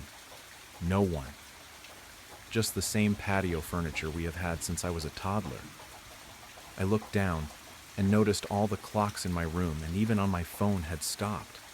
They all froze like a lake in the winter at 3:33 in the morning. The only way I could tell time now was through sundown and sunrise. I tried screaming again. I screamed and I screamed until my vocal cords were about to snap like old brake lines. I'll never forget the panic, like coming out of a car crash. I knew I absolutely had to do something, but I was fighting in a world I didn't even understand. The threat I faced didn't even have any direct attack. It stood ominously in front of me. I can't quite describe it, but just seeing that blank wall in the corner felt like a figure staring me down at the edge of my bed at every waking second. My panic quickly turned into a blind rage. Thoughts of the physical and emotional pain I would subject my parents for putting me here drove me as I picked up my battered nightstand and flung it at the space my door used to be. Over and over with each crash against the wall, the nightstand breaking into smaller and smaller pieces, but the wall stood, not even a chip in the paint. I push my dresser over to the torturous space of nothing and start slamming the now scattered wooden pieces directly into the wall with all the strength I could muster. Nothing. I slumped down and caught my breath. There I sat, alone, trapped in the place I once found comfort in, but now see as a twisted prison cell playing tricks on my psyche. For the rest of the day, I just laid in bed and watched some of the old DVDs I had on my shelf. The next day, I spent what I think was hours just looking out my window. It was fall now. When I became trapped, it was the middle of summer. How did it fast forward 2 months in a single night? My only perception of time was the daylight of my window. Had I really been in here that long? It seems every time I blink my eyes, I lose days. But is it really a loss? What kind of life am I living if I'm just a rat in a lab being experimented on by some demented god? From my perspective at the time of writing this, I have been down here for 25,430 sunsets. Not counting the first few nights, I wasn't keeping track. I'm not hungry. I'm not thirsty. And so much time has passed in my window that I don't even know the people in my backyard anymore. My parents died years ago, but yesterday for me. I can't ask for help. I know better now. I have shouted, cried, broken every piece of art and furniture in my room, and the only change has been a chip in the paint size of my fingernail. This isn't over me smoking weed. I don't even know if this is my parents doing. How could it have been? Ever since the night my stairs vanished, I haven't heard a single creak from upstairs. People walk past every day. What would they say if they learned the suburban home they just walked past has had a girl in the basement for over 60 years? For the first few nights, I remember praying, but I now realize I was praying to my tormentor. If there is a God, he's forgotten me. Returning from the Amazon was one of the most exhausting and exhilarating experiences of my life. That trip to South America had been the perfect escape from my suffocating routine as a rising attorney in the United States. After years of hard work, I'd secured a solid position at Marston and Associates. And with a recent promotion offer, life finally seemed to be heading in the right direction. But since I returned, something hasn't felt right. It began with a faint itch on my left arm just below the elbow. At first, I thought it was just a mosquito bite, inevitable after weeks in the Amazon rainforest. I didn't pay much attention to it. I applied some ointment, took an antihistamine, and carried on. But the itch wouldn't go away. 2 days later, it worsened. The small red spot on my arm started swelling, throbbing, as if something alive was inside. Every touch felt like fire burning beneath my skin. At the office, the situation became unbearable. I shifted constantly in my chair, unable to focus on anything but the desperate need to scratch. I clawed at my arm under the desk, trying to hide it, but it was no use. The fabric of my blouse rubbed against the irritated skin, amplifying the agony. "Elizabeth, are you okay?" Clara, a coworker, asked. "Just an allergy, nothing serious," I lied, forcing a smile. She raised an eyebrow, clearly skeptical, but didn't press further. I knew I was drawing attention. My boss, Mr. Marston, frequently walked past my desk, watching me out of the corner of his eye. I couldn't let this jeopardize my promotion, but the pain was becoming unbearable. When the workday finally ended, I rushed home. I closed the door to my apartment, dropped my bag, and went straight to the bathroom. I looked in the mirror and rolled up my sleeve. My heart froze. Where there had been a small red mark, there was now a dark swelling with a black, hardened center, like tree bark. The skin around it was cracked, oozing a yellowish liquid with a nauseating smell. It was as if my skin was rotting before my eyes. I grabbed the strongest ointment I had, but as soon as I touched the wound, the pain exploded. I screamed, tears streaming down my face. The next morning, I went straight to the hospital. I wasn't the kind of person to wait until the last minute to seek help. My mother used to say, "Elizabeth, you're so paranoid you'll die of old age because nothing will ever catch you off guard." At the hospital, the doctor examined the wound with a mix of curiosity and discomfort. He called in another doctor, who then called in 2 more. They all stared at my arm like it was a nightmare brought to life. "It's a tropical disease," the doctor said after several long minutes. "We'll run some tests." They sent me home with antibiotics and painkillers, but I knew that wasn't enough. Something was growing inside me. That night, I woke up to excruciating pain. It felt like something was moving under my skin, crawling and digging. I ran to the bathroom mirror and tore off the bandages. The wound was now a deep hole, filled with a gelatinous yellow substance. In the center, something moved. My hands trembled as I grabbed tweezers and inserted them into the hole. When I pulled, something came out. It was a worm. Small, white, but alive. It writhed between the tweezers, and I threw it into the sink, nearly vomiting. But when I looked back at the wound, I saw there were more. So many more. The days that followed were hell. I woke up drenched in sweat, my head pounding as if it would explode. The pain in my arm was no longer something I could ignore. It consumed my entire body. The wound grew at an alarming rate. Initially, it was just a foul, black, gaping hole. Now it spread like a cancer, devouring the surrounding flesh, which peeled away in chunks. My clothes clung to my arm, soaked with the viscous liquid that oozed constantly. I spent hours in front of the bathroom mirror, inspecting the pit my arm had become. It was as if something inside was alive. Small ripples in the decaying flesh, like waves on a contaminated lake, revealed their presence. By the 3rd day, after pulling out the 3rd worm with tweezers, I realized I was trapped in an endless cycle. I removed them, but more appeared, always more. I couldn't sleep. Whenever I closed my eyes, I felt the creatures moving inside me, digging deeper into my flesh. I became obsessed. I spent sleepless nights on the bathroom floor, extracting worms with tweezers, needles, anything that could reach them. My body was exhausted, but my mind wouldn't stop. For every one I removed, 2 seemed to take its place, and the sound. At first I thought it was in my head, but it wasn't. It was a low, wet rustling coming from my arm, the sound of something scraping against flesh, chewing, burrowing. By the 5th day, the nightmare reached a new level. My left hand went numb. I tried to move my fingers, but they wouldn't respond. When I looked at my arm, the swelling had spread.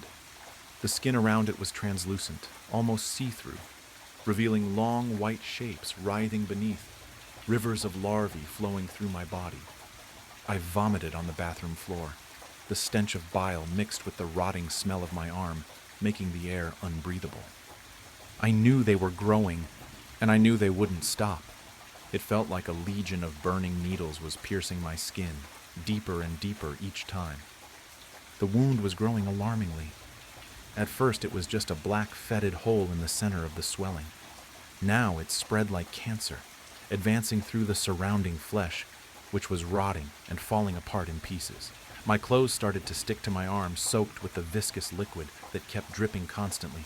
The smell was nauseating, a mix of rotten meat and something chemical, acidic, that seemed to burn my nostrils. I spent hours in front of the bathroom mirror, inspecting that hole that had become my arm. It was as if something inside it was moving. Small ripples in the rotting flesh, like waves on an infected lake, showed that they were there. On the third day, after pulling out the third worm with tweezers, I realized I was caught in an endless cycle. I would remove them, but more would appear, always more. I cried out of frustration and disgust. "Get out of me! Get out!" I screamed, my voice hoarse and desperate, but the worms didn't obey. Each night was worse than the last. I couldn't sleep. Every time I closed my eyes, I could feel the creatures moving inside me. The mere thought that they were digging through my flesh kept me awake. I became obsessed. I spent the night sitting on the bathroom floor, pulling out worms with tweezers, a needle, anything I could reach. My body was exhausted, but my mind never stopped. Every time I pulled one out, it seemed like two more appeared. I began to hear sounds. At first, I thought it was just in my head, but it wasn't. It was a low rustling noise, like something wet brushing against flesh, gnawing, burrowing. I knew they were growing. On the 5th day, hell reached a new level. My left hand began to tingle. Then, it went numb. I tried to move my fingers, but they wouldn't respond. When I looked at, I start. My skin was greenish and damp, gleaming with a sickly, oily sheen. I called an Uber to take me to the hospital. When the driver stopped in front of the building, I hesitated for a moment. I tried to cover my arm with a cloth to hide the deplorable state it was in, but the fabric quickly became soaked with the yellowish liquid that leaked incessantly. I got in the car, hoping he wouldn't notice. "Good morning," I tried to say, but my voice came out hoarse, almost inaudible. The driver, a middle-aged man with a friendly expression, smiled through the rearview mirror, but his expression changed as soon as the smell reached him. "Are you okay?" he asked, wrinkling his nose and cracking the window a bit. "It's just an infection. I'm going to the hospital." He nodded but kept the windows open throughout the entire ride. I saw him rub his nose several times, and his glance in the rearview mirror was filled with distrust. The smell was getting worse. It was the smell of death. When I finally arrived at the hospital, I staggered through the front door. The people in the waiting room instinctively moved away, some covering their mouths, others wrinkling their faces in disgust. I was taken directly to the emergency room. The doctor who attended to me was the same as before, but his serious expression indicated that he knew the situation had gotten out of control. He could barely hide his own reaction to the smell. "Elizabeth, what happened?" he asked, while putting on gloves and a mask. I don't know. It's getting worse. It's growing." He looked at my arm, now practically unrecognizable. The wound had turned into a grotesque opening filled with necrotic flesh and viscous secretions. The center pulsed as if it had a life of its own, and the edges were covered in small worms crawling in and out, as if they were digging tunnels. It was as if they were digging tunnels. "We need to act immediately. This is no longer just an ordinary infection," he said, calling for other doctors. I was rushed into the operating room. The nurses' faces were a mix of professionalism and horror, as if they were trying not to think about what they were seeing. The room was cold, and the bright lights reflected off the metal surgical instruments. "We'll need to amputate the arm, Elizabeth," the doctor said, holding my healthy hand to try to comfort me. "There's no other option. It's spreading too quickly." I simply nodded. I no longer had the strength to protest. All I wanted was for it to stop. They sedated me partially, but I remained conscious enough to feel the first incision. When the scalpel cut into the flesh around the wound, a collective scream echoed through the room. Larvae were raining down. From the cut, a torrent of white worms exploded like a geyser. They were larger than the ones I had seen before, thicker, almost translucent, with quick and frantic movements. The nurses recoiled, some screaming, others dropping instruments on the floor. "My God," murmured the doctor while trying to stay calm. The worms fell to the floor and began to spread throughout the room, crawling in all directions. The stench emanating from them was even stronger, a wet, rotting smell that seemed to fill every corner of the space. The doctor continued cutting, desperate to sever my arm from the rest of my body. But the worms didn't stop. They appeared from every side, burrowing into my flesh as if they were living roots, connected to my own body. The pain was unbearable, even with the sedatives. I could feel every movement, every bite, every slide of their viscous forms. "We need to finish this now," the doctor shouted, wielding a surgical saw to cut through the bone. But as he began to saw, more worms came out, this time faster, as if trying to escape. One climbed up his glove, crawling to his wrist. "Get this off me," he shouted, as another nurse tried to help him. The operating room was in chaos. The floor was covered in blood, pus, and worms. Surgical instruments were scattered around, and the nurses didn't know where to run. I could feel that this wasn't going to end there. The arm wasn't the only place they were. They had already spread throughout my entire body. "Doctor," I whispered, my voice almost inaudible. "It's no use. They're everywhere." He looked at me, his face pale and filled with horror. For a moment, I thought he was going to pass out. "Elizabeth, I'm so sorry." And then my vision darkened. I looked at my hands, but they were no longer mine. My skin was full of holes, and worms were coming in and out as if I were just a vessel. The world exploded in a shower of glass and screaming metal. One moment I was driving, the wipers fighting a losing battle against the torrential rain, blurring the already indistinct highway markers. The next, there was a deafening roar, a bone-jarring impact that stole the breath from my lungs, and then silence. An unnerving, absolute silence that should have been filled with the shriek of tearing metal, the shattering of glass, the pained cries of the injured. But there was nothing. Only a suffocating stillness, broken only by the rhythmic thump of my own pulse, a frantic drum against the sudden unsettling quiet.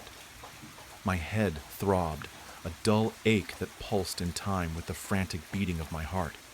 I tried to move, to assess the damage, but my limbs felt heavy, unresponsive. Slowly, tentatively, I opened my eyes. The interior of the car was a mangled mess. Twisted metal clawed at the darkness. Shards of glass glittered like malevolent stars scattered across the crushed dashboard. Rain poured in through gaping holes in the roof, slicking the already sodden fabric of my seat. The air smelled metallic, acrid, like blood and burning rubber. Yet I felt nothing. No searing pain, no broken bones, not even a scratch. It was utterly surreal. I should be bleeding, screaming, possibly unconscious. Instead, I was remarkably intact, sitting amidst the wreckage of a catastrophic accident, experiencing only a dull throbbing in my head and a rising tide of disorientation. The silence was the most unsettling aspect. The absence of sound was more terrifying than any scream. It was a silence that pressed in, suffocating, amplifying the disquiet. It was as if the very fabric of reality had been ripped apart and then hastily stitched back together, leaving this grotesque, silent void in its wake.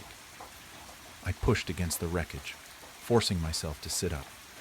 My body ached, but the pain was negligible, a dull pressure that didn't match the severity of the crash.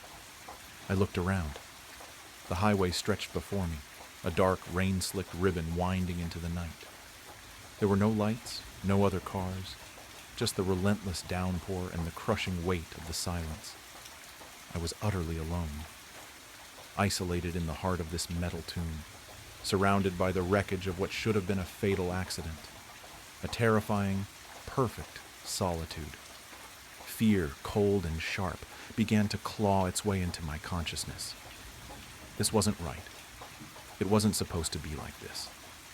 Accidents like this resulted in casualties, injuries, chaos, and noise. Yet here I was, miraculously unharmed, adrift in a sea of silent destruction.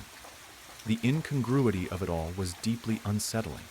The dissonance between the catastrophic reality of the mangled car and my own unscathed body, a gaping chasm that threatened to swallow me whole. A feeling of unreality, of profound wrongness, settled over me like a shroud. The rain continued to fall, washing over the wreckage, blurring the already indistinct shapes around me. I tried to focus on the details, to ground myself in the reality of the situation, but the silence persisted, a constant, ominous presence that heightened the sense of unreality. It was like a suffocating blanket, muffling everything, even my own thoughts. The world felt strangely muted, as if I were watching a scene unfold from behind a thick sheet of glass. Or perhaps I was already behind that glass, separated from the world by a silent, impenetrable barrier. I eventually managed to clamber out of the crushed vehicle, the metal groaning in protest under my touch.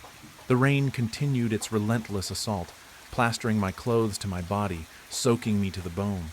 The ground beneath my feet was a mixture of mud and broken glass. Each step I took sent a shiver down my spine, a visceral reminder of the horrific event that should have left me shattered. Yet here I was, eerily intact. As I stumbled away from the wreckage, I caught a glimpse of myself in the reflection of a shattered car window.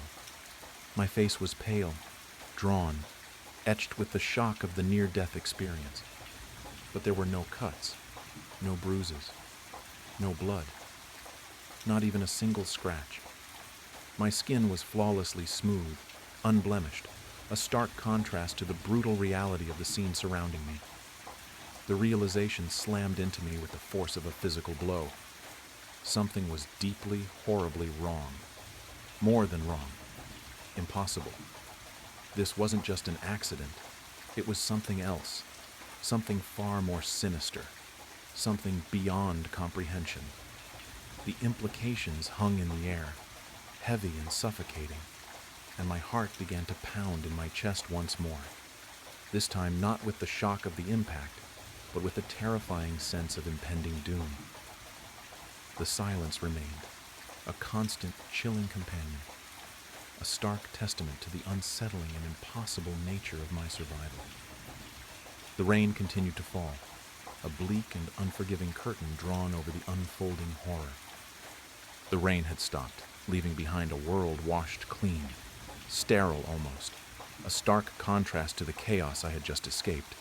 The silence, however, remained, a heavy, oppressive blanket stifling any lingering hope of normalcy.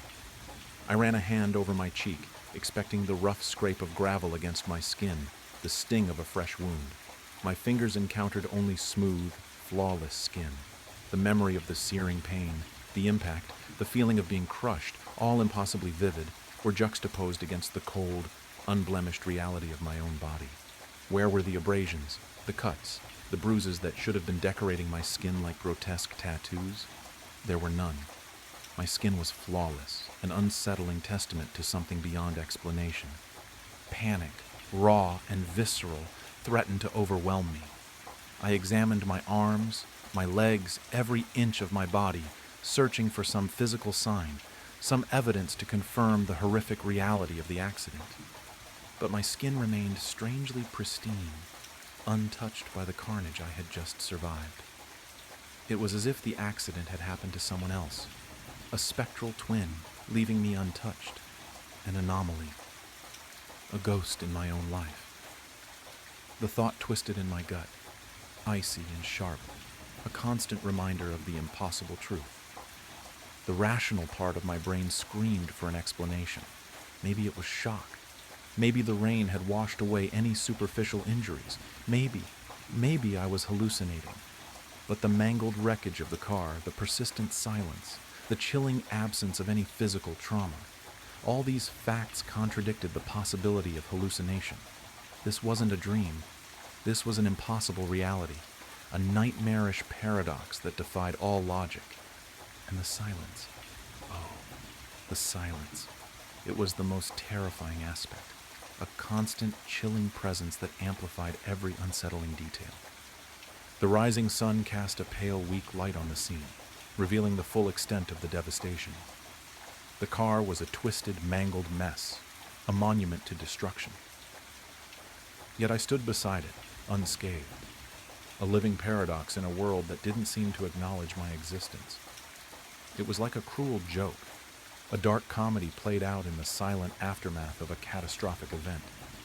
The impossible silence gnawed at my sanity, a constant reminder of my improbable survival.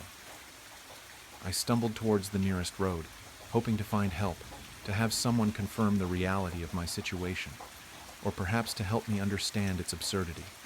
The road was deserted, the emptiness mirrored by the desolate landscape. The world was mute, watching me with a silent, unnerving gaze. Hours have passed, and there was still nothing, or so I thought. As I walked towards town, I could have sworn that I was seeing someone following me, someone that was just always out of my eyes, even outside of my peripherals. "Show yourself!" I began yelling out, but it seems that maybe I jumped the gun. I continued on my long journey back home, still without passing a single soul. I finally made it back home, but things seemed wrong. I saw my wife, and she was crying. She was sitting down on the couch wiping tears as she was on the phone, and without a moment of hesitation she took off in a hurry. I could not figure out why, though, but there was no use following her on foot, so I just waited. I waited, and waited for hours, watching television and browsing the web until the door opened and my wife came in. But someone was behind her, wrapped up with bandages. I was staring until I finally realized who it was behind my wife. I was looking at me. I don't even know how this is possible, but seeing my own face made me feel lightheaded. A wave of nausea hit me so hard I had to grip the wall before my legs gave out. My vision blurred as I steadied myself, but my eyes stayed locked on the scene unfolding before me. My wife guided me, or whatever it was, into our bedroom, gently laying him down. She stayed by his side for a while, smoothing the sheets, brushing the hair from my forehead, whispering things only meant for me. Then she left. That's when he turned his head. For the first time since the accident, he looked directly at me. My breath hitched as I saw my own reflection in his darkening eyes. No, not darkening, blackening, as if ink was bleeding through them, swallowing the whites whole. "That sure was a close one," I heard my own voice say, though it didn't feel like mine. This body was almost useless, but I'm glad it survived. Get comfortable, because unless you get as lucky as I did, you're going to be stuck like that for a while. What did he mean by that? What was even happening? My head pounded with questions, but I forced the words out. What happened? I wanted answers, but all I got in return was a laugh. My laugh twisted into something cold and cruel. I saw an opportunity, and I took it. That wasn't an answer. Not really, but something told me I wasn't going to get a better one. My frustration boiled over, my hands clenching into fists, my mind screaming at the impossibility of it all. I slammed my fist into the wall. The drywall cracked. I froze. I could affect my surroundings. Maybe I wasn't some Casper doomed to haunt my own home. Maybe, just maybe, I still had a chance. I followed him for weeks. I watched as he ate my food, used my computer, spent time with my wife. I watched as he walked into my job, smiled at my co-workers, laughed at their jokes. He slipped into my life with sickening ease, and no one, not a single person, questioned it. But something else was happening.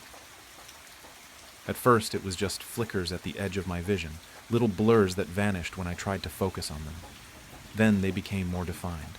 Shapes, figures, moving in the dark corners of rooms, just out of reach. I thought they were stalking me, but they weren't. They were stalking him, or rather, my body. They wanted what I wanted, what he wanted. They wanted inside my skin. They didn't seem aggressive yet. They reminded me of scavengers circling a dying animal, waiting for their moment to strike. But then I looked at my hands. The fingers, the arms. They weren't solid anymore. They were darkening, losing their form, the same inky black that filled his eyes creeping through me. I was turning into them. I didn't know how long I had, but I knew this. I was running out of time. If I didn't act now, I'd be lost forever. Just another shadow lurking at the edges, waiting for scraps. I would take my body back. The plan was simple. I knew my schedule. I knew his schedule. I also knew that while the normal world couldn't touch me, I could still affect it. The only exception was the thing wearing my body. And I knew one more thing. For something to take over a body, the occupant had to leave first. For me, that had been the accident. That meant there was only one way to force him out. I had to nearly take my own life. If I failed, I'd become one of them. But even if there was only a 1% chance that I could reclaim what was mine, I had to try. I slipped into the car, silent, unseen, and sat in the passenger seat. He drove onto the highway, the speedometer climbing. The city lights blurred past as I steadied my thoughts. I couldn't screw this up. I wouldn't screw this up. The bridge was coming up fast. I reached out. With everything I had, I grabbed the wheel and wrenched it sideways. Tires screeched, horns blared, impact. Metal crunched, glass shattered, and the world erupted into chaos. The car slammed into the ground below in a sickening cacophony of destruction. The smell of burning rubber and gasoline filled the air. My body, his body, slumped over in the driver's seat, blood dripping from nearly every opening on his face. His ink-filled eyes fluttered open, then slowly slid shut. And then everything went black. I am writing this because I don't think anyone else has ever gone through this. No one else has returned to tell the tale. I didn't make it. I failed. As I type, the ink creeps higher, swallowing me inch by inch. Soon, I will lose all sense of self. I will become one of the others. A shadow, a scavenger, a nothing. If anyone reads this, please, don't forget me. Until very recently, I was a project manager for the Department of External Intelligence, a government organization tasked with probing the boundaries of human consciousness and unraveling mysteries beyond the paranormal. The things I have witnessed far exceed our expectations of the universe and shouldn't remain hidden, even if the truth is horrific. If you are reading this, I am so sorry for what is to come. When I was younger, my parents pushed me hard for good grades. Giving me the life they never had seemed to be their only duty, even if it meant that my childhood suffered. And I gave them what they wanted: the best marks in school, the hope of a successful career, and lots of money. Unfortunately, nobody, not even my cruel father, could have predicted that I would end up working for a secret branch of the government, one whose sole duty is uncovering facts that the mortal mind can barely comprehend. I started as a data analyst, but the executives soon realized that my skills could be better used elsewhere. It took just a few tests for me to be introduced to the psychical experiment sector, aimed at identifying uses for psychic phenomena. I was deemed to have special abilities and was told I could tap into a realm that few humans could. For a while, I was an agent for remote viewing. Essentially, my mind was used to spy on foreign nations. With some meditative steps, I was able to visualize complex environments and assist our army in pinpointing the locations of enemy bases. Was this ethical? I don't know, but it provided me with a sense of accomplishment, so I continued to do it. The more important I became in my job, the more I had to hide from my family and friends. My parents died thinking I was a pencil pusher for the government, and the few relationships I've had have remained short due to my secret life. The longer I've stayed with the department, the more information I have been given. But it was only once I became appointed as a project manager that I learned details that, if leaked, would change the world forever. I'm sure you have noticed the increased sightings of UFOs, or UAPs, in recent years. Their frequency has been at the center of my new position in the department. You see, these aren't vehicles piloted by little green men, they are beings themselves. Classified internally as seraphs, these entities have been visiting us for centuries. The Bible called them angels. The Quran named them malaika. But they are the same things that have been seen in the sky of every continent on Earth. I was told that they didn't know where they came from, or why they had visited us. Sadly, for them, I have a unique intuition, and knew that was a lie. I had spent many hours in the office after hours, dissecting classified documents and logging into computers above my access level. The more vivid the details became, the more I questioned my actions. What if I uncovered something I didn't want to? You can't put the toothpaste back in the tube, a silly metaphor for a twisted reality I was soon to live.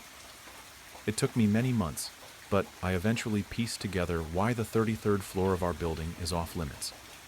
The Department of External Intelligence has been communicating with the Seraphs and has a machine built for this sole purpose. Last week, I used the device. It was a day like any other, at least that was the role I played. I scanned my card to enter the building and made my way to my office on the 24th floor. I put on a happy face as I greeted my companions in the rustic elevator, patiently waiting for the neon green screen to tick higher while soft synth sounds filled the cramped space.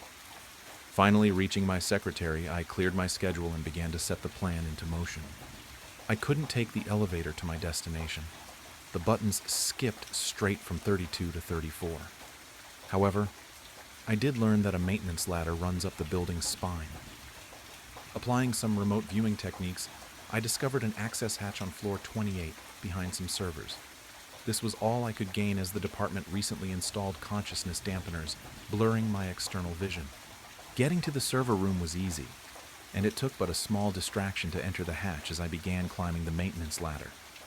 I was on the 28th floor, but looking down it seemed as though the shaft stretched into an infinite abyss with no end in sight. The department was unlike any other building, with winding corridors and frequent cases of spectral appearances. A ladder stretching to an impossible darkness seemed on brand. Entering the 33rd floor took some time, but with some minor effort, I was in the sector that only executives had access to. Standing in what appeared to be a reception area, the silence of my new environment startled me. I expected a welcoming party, but was met with nobody at all. The department's building was informally named the Monolith, due to its brutalist design and tall concrete walls. The 33rd floor was no different, with a ceiling that stretched higher than one would have expected the facility to accommodate. The area I was in was adorned in a familiar old-school look featuring Persian carpets, homely lamps, and box computers. We were told that vintage technology offered better protection against hackers. I stood facing a door labeled Testing and Research. It seemed like the sign I needed, so I swiftly made my way through. Presented with a long corridor, I knew that my goal stood at the end. Walking past the many doors to my left and right, I saw what appeared to be ancient symbols. The sounds I heard from each of them were almost indescribable. Some seemed like soft moans, while others appeared to be painful screams. I have no idea what was being done in these rooms. The double wooden doors at the end of the corridor clashed with the concrete surrounding it, but I suppose this was another example of the department's unique style. Before I swung the doors open, I noticed the digital camera in the corner. I had surely been caught, so there was no time to waste. To say I was shocked by what I saw would be an understatement. I had expected a massive machine with tubes and towering screens. Instead, the room contained only a leather couch facing a bulky CRT TV perched on a wooden stand. There was nothing else. No furniture, no monitoring equipment, just an outdated entertainment setup in a cold concrete space. I edged closer and saw a remote resting on the couch. Surprisingly, there were no numbers, and the only button was a round red one for power. I had come this far, so I did the only thing that made sense. I sat on the couch, pressing the button. Bursting alive, the ocean of static flooded my mind, and it became clear that this was the machine I was after. It's hard to describe, but I felt as though I entered a state where time had no meaning. That's when I realized I wasn't alone. A seraph was there with me. I could sense them. It didn't speak words, yet I understood what was being communicated. Closer to a feeling, information appeared in my mind as though I manifested it, but I knew it was foreign. It was as though the seraph spent a few moments within my skin. At first, I asked my pre-planned questions. I wanted to know where it came from and why it was visiting Earth. I quickly learned that languages developed by humans are a prime illustration of our insignificance in the universe. This is the best way I can put it. If you think about a house, with every room being a planet, we can move from one room to another, a crude metaphor for space travel. If we are sitting in the living room, the seraphs have always been here, in a place that occupies the same space but in reverse, mirrored dimensions, two areas next to each other, but because they are back to back, one doesn't notice the other. The seraph told me that the reason that so many of them have decided to visit us is that they are partaking in a great harvest. They have made their way through many universes, and now it was our turn. Human souls hold special meaning in their existence, and it is only through our death that they can be harvested. Through it all, I had no fear. The seraph comforted me and guided me along each stage of the conversation. It whispered wise truths and made me feel as though my normal life had been but a dream compared to true reality. With my mind barely comprehending the secrets I had learnt, the TV zapped off, leaving a brief imprint of static as it slowly turned pitch black. I had been told too much, perhaps more than I wanted, and so I ran to the door. By the time I had reached the floor's hatch, 2 department officials were already there to arrest me. Their voices appeared calm, yet their grip on the concussion devices remained firm. They had a clear intent to take me down with whatever force was necessary. What happened next, I don't remember.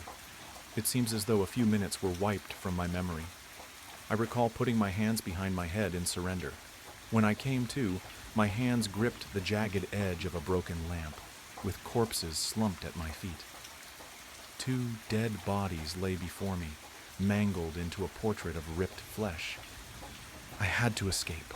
I would surely be locked up for something I don't remember doing. Diving into the maintenance hatch, I flew down the ladder as quickly as I could, racing out of the building while trying to hide the blood on my clothes. I believe some people saw the stains, but they could have just as easily been staring at a madman running through a government facility. I am writing this message on a library computer. I dare not go home, as I will surely be found there. On the run for 7 days now, I don't know what is going to happen, but the world deserves to know the truth. Great pain and mass deaths are coming. I know this because the seraph has continued to talk to me, giving me instructions for the coming months. I refuse to die, and so I made a deal. I will help them. I will be a harvester in human form. In return, they will ensure that my soul remains eternal. My whole life I have been controlled by my father, by the department. But this pact was mine to make. For the first time in my life, I felt powerful. If you are reading this, I am so sorry for what is to come. Hold your loved ones tight and enjoy the time you have left. We will find you. You cannot hide forever. Don't let her fool you. I tilted my head as I read my mother's strange text. There was no context in a previous conversation or build-up to warrant the strange, cryptic message.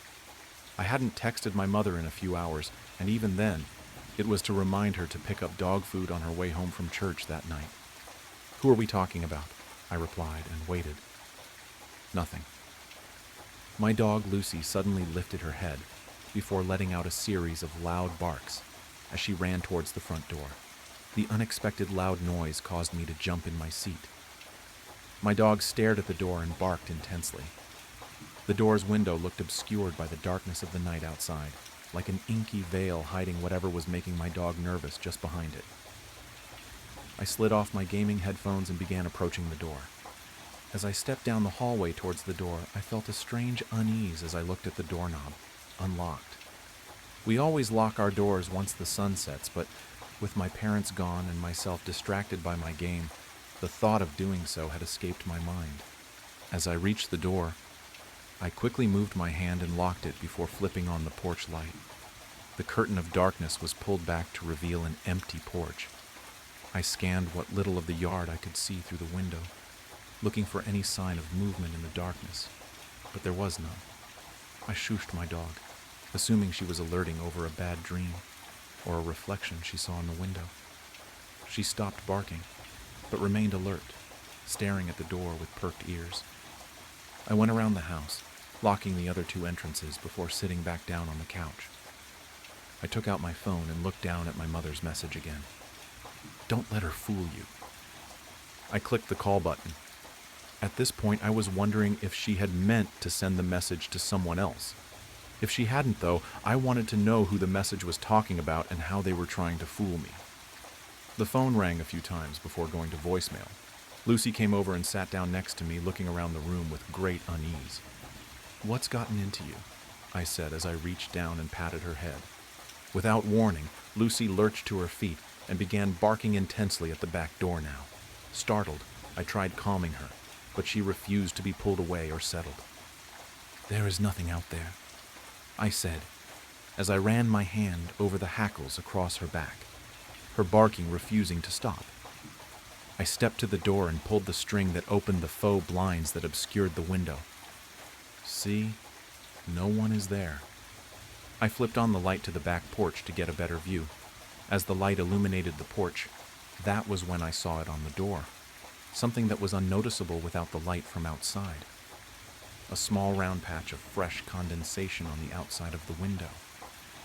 I looked closer, not understanding at first what I was looking at or the implication it brought. I stepped back as the realization hit me like a ton of bricks. Something was just standing right outside my door. I jumped as I felt my phone buzz in my pocket. Taking it out, I could see a new text from my mother. "I need your help. I'll be home soon." I quickly began typing out a reply. "Mom, something weird is going on here. I think someone is walking around the house." After sending the message, I remembered the cameras my parents had installed on the four corners of the house. I figured if someone was sneaking around and looking for a way to break in, they would show up on the camera. The app buffered for a few seconds before opening to the live camera view. I sat surprised as I looked at the screen. 3 of the 4 cameras were offline. Confused, I opened the motion recording section of the app. Think perhaps the cameras caught something before going offline. Nothing. There wasn't a single recording on the app. It was as though all the footage had been deleted and the recording feature turned off. An even more eerie feeling began to creep over me.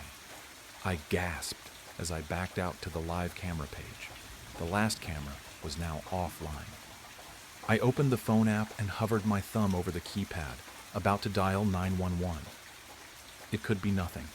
Just a dog acting strange, a random server issue with the cameras, and weird airflow causing the wet spot on the window. But I wasn't willing to take that kind of chance. If there was someone out there, then I needed someone here. I had just finished typing in the 3 numbers when a sharp series of knocks rang out from my front door. My heart sank and I flinched as Lucy ran back to the front door, letting out a new flurry of her aggressive barks. I stepped into the hallway and stared at the door. I could see the faint silhouette of a person standing on the porch, but any details were swallowed up by the darkness of the night. As I stared at the figure, I heard a voice coming through the door. "Sweetheart, it's me. Come open the door." The voice sounded familiar, but completely new at the same time. "Who's there?" I called out, taking a few steps down the hallway. "It's your mom, silly. I forgot my keys when I left for the store. I need you to open the door so I can get started on dinner." A cold chill ran down my spine.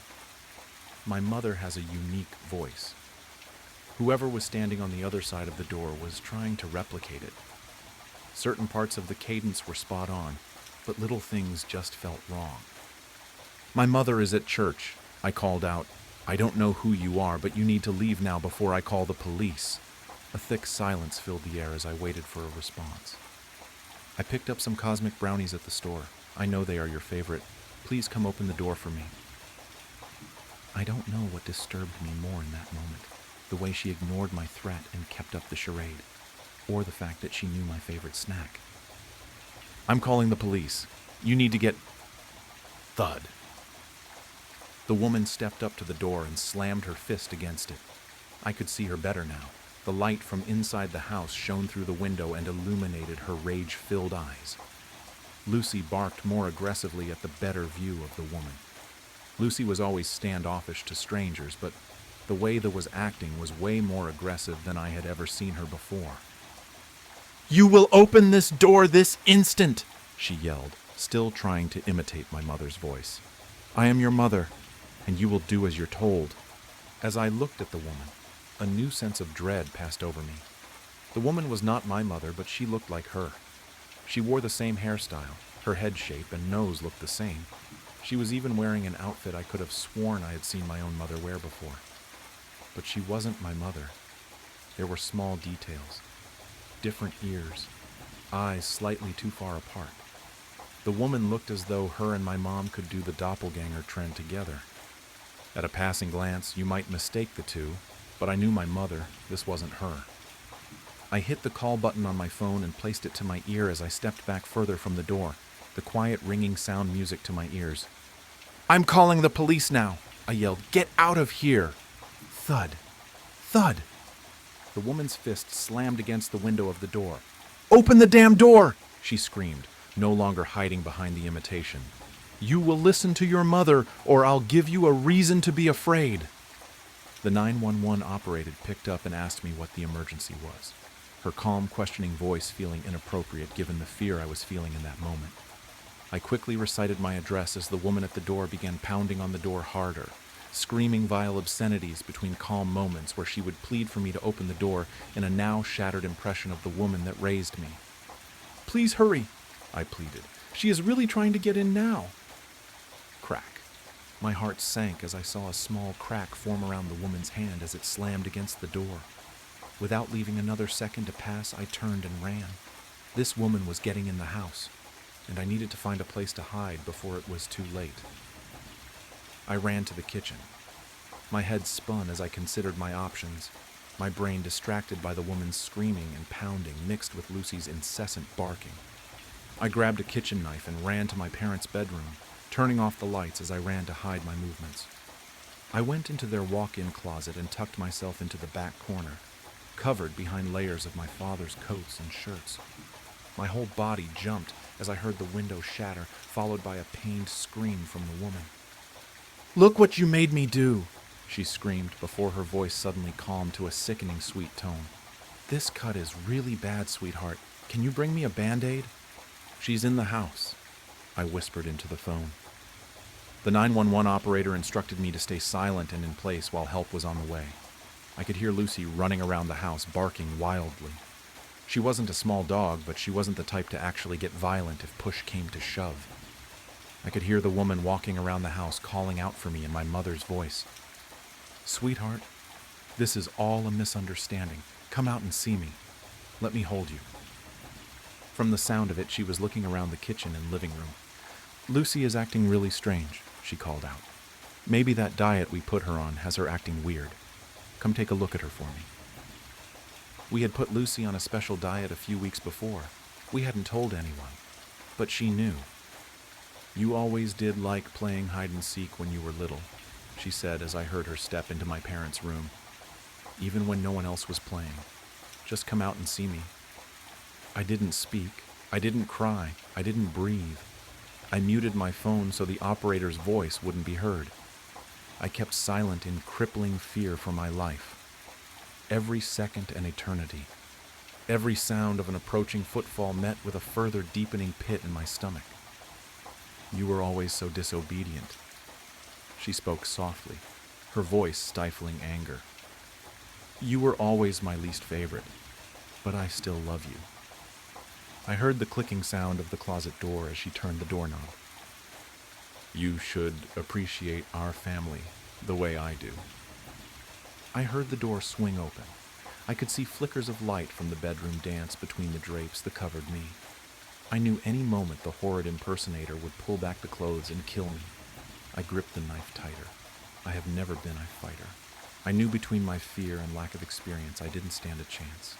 I would fight, but I knew I would fail. Her hauntingly soft voice filled the closet. "We'll have such lovely family time to get..." Her voice was cut off by the sounds of police sirens pulling down our road. She waited a moment and then sighed deeply. "So bad," she whispered before I heard her footsteps quickly retreating out of the room. I began to hyperventilate as I heard the police call out as they made their way into the house. I couldn't believe the ordeal was over. I walked in shock as the police led me through the house that was covered in the blood trail. Lucy followed us around, refusing to leave my side. I sent up a small prayer thanking God that the lady didn't do anything to Lucy besides scare her. The police took me outside and questioned me on the events while other police scoured the area trying to find the woman. They never did. When my parents arrived home, I clung to them and cried in my mother's arms. Through my labored cries, I asked the only question I could think to ask at that moment. Who was she? How did you know? My mother looked at me confused. How did I know what, sweetheart? The woman. You sent those text messages. My mother's face went pale. I haven't had my phone all night. I forgot it when I went to church. It was in the house somewhere. I looked down at my phone while trying to grasp the terrifying facts of the situation. The woman had been in the house at some point without me even knowing it. Suddenly, my phone vibrated in my hand. A Facebook notification. My mother had tagged me in something. I opened the notification for my phone to take me to a small, simple post only a few seconds old. It was 2 pictures. The first was a family photo we had taken a few years ago when we went on vacation to Disney World. The second photo was a photo of me, standing at the front door, looking out the window. Above the photos was a small line of text that simply read, "I love my family." Growing up, I attended what I thought was a charismatic church that, in hindsight, I realized was an apocalyptic cult. They had a lot of strange rituals and customs, but none more important than speaking in tongues. The church believed that if one prayed and begged hard enough, and if they were worthy, they would be able to speak in the language of heaven, and by doing so, it would be a sign of a divine presence residing inside of you, and that once you had this gift, you would be raptured and spared from the coming apocalypse on earth and the eternal torment of the afterlife. If you hadn't yet spoken in tongues, you wouldn't go to heaven when the rapture, the moment when the saved ascended to heaven, occurred. You'd be left on earth to experience the apocalypse, and when you died, you'd burn in hell for eternity. That's a lot for a kid to process. The way to get this gift of the Spirit was to go up to the front of the church during the altar call, which happened toward the end of every service, right after the collection plate was passed. The congregation, traumatized by the pastor's frequent and vivid descriptions of the eternal torment awaiting the unsaved, would gather around the altar, praying for the gift of tongues for themselves or members of the church who hadn't yet received it. Those who didn't have it were instructed to pray, praise God, and beg for the gift. We do this regularly, desperately, and the altar calls could last for hours. Imagine it. Children and adults all crowded around the red-carpeted steps of the altar, screaming, spraying saliva, sobbing, praying, sweating, and placing their hands on each other, all pleading for this gift, genuinely expecting the rapture to happen at any moment. Honestly, I spent most of my childhood and early teens trying to receive this elusive gift. I spent countless hours at the altar, begging and pleading with God to grant me the one thing that would save me from hell. Night after night, surrounded by screaming adults, I begged God until my voice was raw. To add insult to injury, it seemed like at every altar call, someone around me received the gift.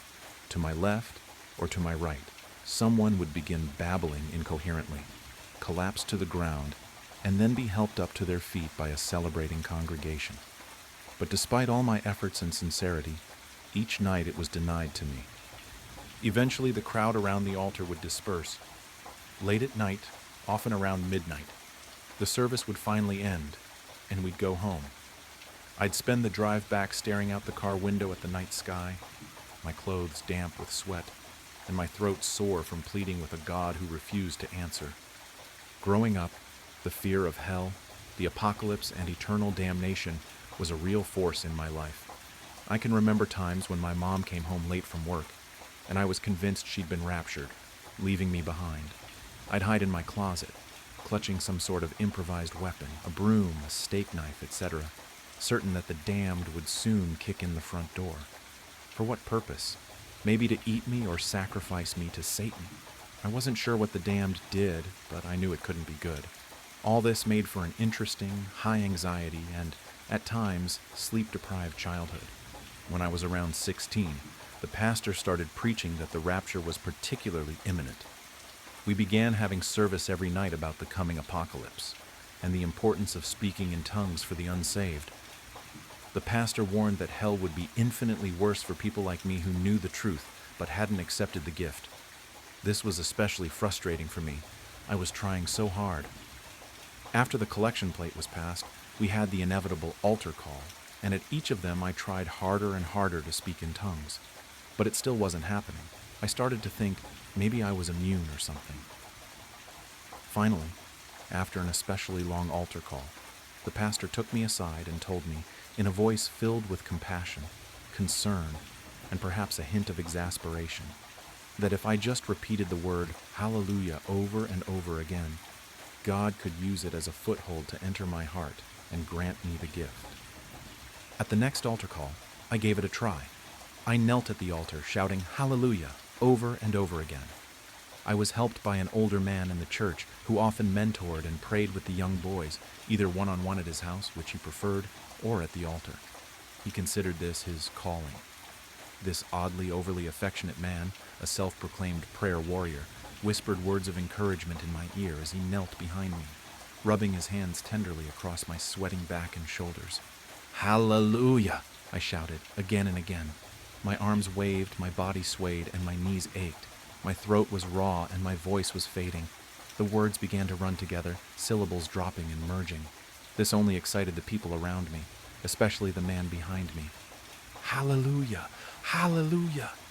I kept shouting faster and faster. Exhausted, the words blurred into nonsense. Around me, the church members screamed and prayed with ecstatic fervor. The pastor, now kneeling in front of me, tangled her fingers in my hair with one hand, grabbed my chin with the other, and brought her fleshy face close to mine, pressing her puckered lips against my ear.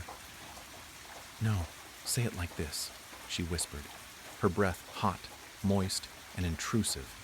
And then she began repeating the word hallelujah, improvising like a jazz musician, creating her own excited babble of syllables to accompany mine.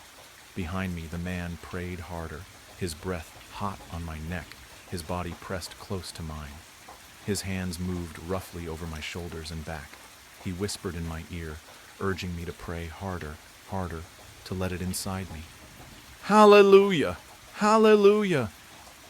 I tried to keep shouting, but my voice faltered, my words turning to mush. The crowd erupted in a frenzy of excitement. The word blurred, lost its meaning, became a nonsensical noise. My throat burned, my body trembled. The pastor kept whispering in my ear, but her voice seemed to change. The word she kept repeating was now unrecognizable. The first syllable, a percussive exhalation. The second, a wheezing gasp. The third, obscenely stretched out. The last, almost a cry of pain. Her wet lips squirmed against my ear like worms. I felt her tongue in my ear, her voice in my head, and suddenly something shifted. The air grew thick and cold. The sounds around me suddenly muffled and distant. I felt like I was submerged in dark water. A strange presence loomed all around me. No, inside me. A watching, waiting, something. I felt 1,000,000 miles away, and a coldness crept into my chest, an internal ocean of black water teeming with something dark and squirming, rising up my throat and bursting out of my mouth. It hurt. I started screaming. We all seemed to be screaming in unison, and the lights were flickering, and suddenly I was being helped to my feet. I had apparently blacked out, collapsing face forward onto the steps of the altar. It wasn't an unusual occurrence at the church. They called it being slain by the Spirit. I had rug burns on my forehead for weeks. Still, as I came to, all around me, everyone was ecstatic. "You've got it," someone shouted, their hands gripping my arms and shoulders. Everyone was happy. I was being congratulated, showered with love. And in the middle of it all, someone, I don't know who, whispered in my ear, "It's inside you now." And I felt a strange chill. I knew I should be happy. I tried to convince myself I was, but I felt different. Hollowed out, violated in a way I couldn't quite grasp or articulate. Later, before the service ended, the pastor asked me to come up to the pulpit to make an announcement. Numb, exhausted, and uncertain, I walked up. As I neared the pulpit, I glanced at the pastor. Our eyes met, and I still remember her expression. Though she smiled, her face seemed smug and sly, as though the two of us were co-conspirators. She nodded toward the pulpit, silently encouraging me to play along. I stepped up and looked out at the congregation, the only friends and community I had ever known. Their upturned faces were expectant, like children waiting for a story. I made my choice. "I spoke in tongues," I said into the microphone. My voice was raw and my throat was sore, but the declaration boomed around the church with a confidence I didn't feel. The congregation erupted in applause and shouts of "Amen" and "Praise the Lord." Their words blended into an indecipherable babble that sounded like tongues. Hallelujah. But I wasn't exactly sure what it was that I'd done. I wasn't sure what I'd let in.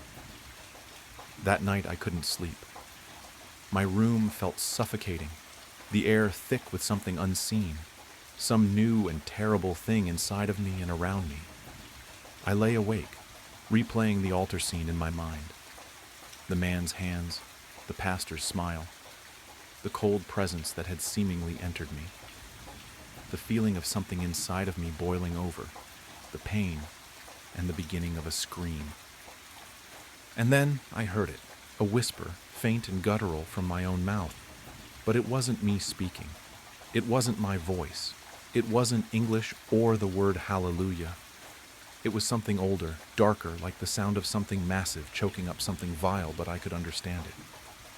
"Not now," it said, from my own mouth. Not now, but soon.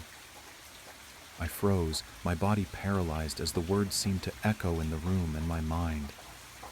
And then, just as suddenly, the voice, the feeling, was gone. I refused to go back to the church after that. Rejecting the faith of my family at such a young age tore my life apart. But I survived. I grew up. And over the following decades, I found peace, love, and my place in the wider world. Or I thought I had. But last night, as I was washing dishes, I started to gag, cough, and gasp for air. And I felt it again, rising up. The voice that wasn't a voice. The words that weren't words in any human language. They burned and tore at my chest and throat and spilled out into the empty air around me. "Really soon now," it said through me, with undisguised glee. The plate shattered in my hand, cutting deep into my palm. Cold dread rushed through me, and then, somehow beyond me, standing at my sink in my empty house, with blood welling up in my cupped palm, I realized I wasn't alone with the voice or the pain. Not really. I could feel them. The connection snapped into place, somehow simultaneously stabbing and tearing at me, a pain sharp, dull, and overwhelming, like a clawed finger pushing into the center of my mind, slicing, stretching, and flipping a switch. I knew all of them, the others, the ones who'd been there at the church when I was a boy. Their thoughts, their faces, their secrets, loves, and fears flooded my mind. They were scattered across the world. Most had moved on, healed, and built new lives just like me, but I knew at that moment, we all knew, that we were still marked and connected by the same terrible fate and bond. The voice was in them too, rising up, burning, tearing at us all. I could feel their fear, confusion, pain, mirroring my own, and a growing understanding of what was coming. A terrible, all-consuming compulsion building inside me, in all of us, pressing, urgent, and impossible to resist any longer. For death, destruction, chaos, glorious purpose, and hell on earth. The voice was rising up again, preparing to speak. In agony, I clawed at my face and throat, tearing at my collar in desperation, unintentionally smearing blood from my cut hand across my face, mouth, and neck. Blood. Red, hot, salty, and so beautiful. On its own, my tongue lashed out impossibly long, flailing wildly at the air, lapping at the blood around my mouth and in my palm. It was unexpectedly delicious, sparking an explosion of pleasure in my injured hand, groin, chest, and head. A pleasure somehow shared with all the others, rapturous in its mounting intensity. Heavenly. "It's almost time," we all choked and gagged out in gleeful unison and hellish chorus, followed by horrible, wet sounds that burned in our chests, tore at our throats, and burst out of our mouths. Inhuman, monstrous, utterly insane sounds that we all recognized as laughter. You don't need to know me. All you need to know is, I know something. Something I shouldn't. It's not mine to tell, but I don't think dead girls complain much. I see through her eyes, I feel that same pain.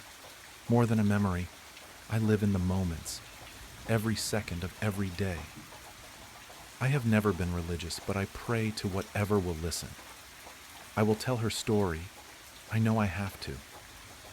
I don't know why, but someone has to hear her story.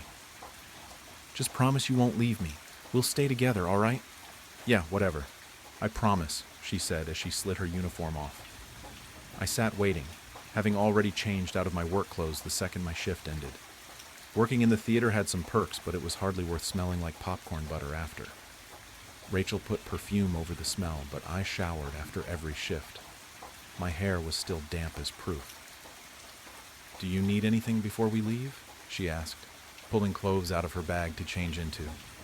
"Probably," I joked, trying to break my own tension. "But it's my house, so if it's that important, I'll notice it on my way out." She laughed, buttoning the last of 4 buttons on her jeans. Then she threw on a tight ringer t-shirt. Previously it had some sort of image, but it had worn away with time, leaving it difficult to make out. I dressed nearly the opposite, with a plaid yellow skirt and matching button-up top.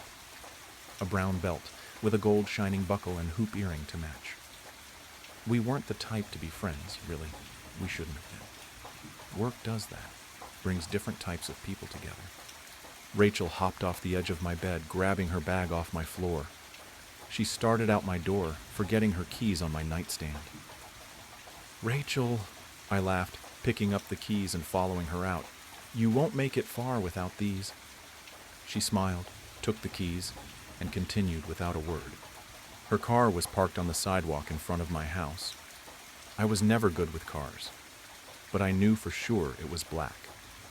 I think it was a Cutlass, but I wouldn't bet on it. She got into the driver's seat, but I didn't want to get in with her. I did, against my better judgment, and then we left. The drive there was odd. Even Main Street had no traffic, leaving it a graveyard of stoplights and fallen leaves. Fog, blocking our view from every direction, growing thicker and thicker the further out of town we went. It should be expected with the carnival, but this felt different. I twiddled my thumbs, pretending as though I had nothing to worry about. "You okay?" Rachel asked, not taking her attention off the road. She always pointed out my little quirks, usually noticing if I was feeling off. "Mm-hmm," I squeaked, snapping out of whatever trance I was in. I was, obviously, not okay. Rachel glanced over. She looked so calm and relaxed. "You sure? You look hella tense." I didn't answer. Cool air flooded in through Rachel's window, letting the smoke off her cigarette float out. Flickering neon lights stopped her before she could push any further. The lights lured us into an open field-turned parking lot, like an anglerfish lures its prey. The old beauty, suffocated by the call of humming engines. The funhouse hung upon the gateway. I fumbled for the door handle, unable to muster up the strength to get it open. Vision fuzzy, heart pounding, and a headache I couldn't seem to shake off. Managing to get the door open, I tumbled out. It was too much. The lights, the laughing, the small, crowded paths. but a calm smile and happy voice were as good of an act as the rest of the circus. I had never snuck out before, let alone to a place so big. I was my parents' ideal child, and I loved it. The way every adult mentioned me as a role model, it kept me going, like a push I needed to function. Without approval, I didn't have much, which I think is why I came here tonight. Rachel grabbed my arm, pulling me towards the ring toss. "Would you be careful?"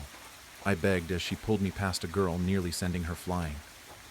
Looking at the girl, she was younger, maybe 10 or 11. She looked odd. There was no other way to describe it. She dressed as though a few years behind style. A pale, multicolored striped shirt and bright blue pants. Fee had a microvision. They stopped making those back in 1981. I know that because Lance can't help but bring it up whenever he can. That is only 3 years ago, though, so it's not too odd she has one. Looking around, everyone looked a few years behind. It was uncanny, but perhaps it was just my wild imagination. Rachel didn't seem to notice. Maybe it was nothing to worry about. Trying to find a good distraction, we played every game in reach. We, of course, won nothing. In the carnival, the house always wins. A blaring announcement shook my attention away from the horse race I had been playing. The show will commence in 10 minutes. 10 minutes, droned the announcer. Stock up on snacks, carnival trinkets, and secure a prime seat. And of course, don't forget to enjoy the show. His tone implied that the enjoyment part was optional, but the snacks and trinkets were not. Rachel again grabbed my wrist, pulling me towards the tent. "Come on, we have to get in before the show starts."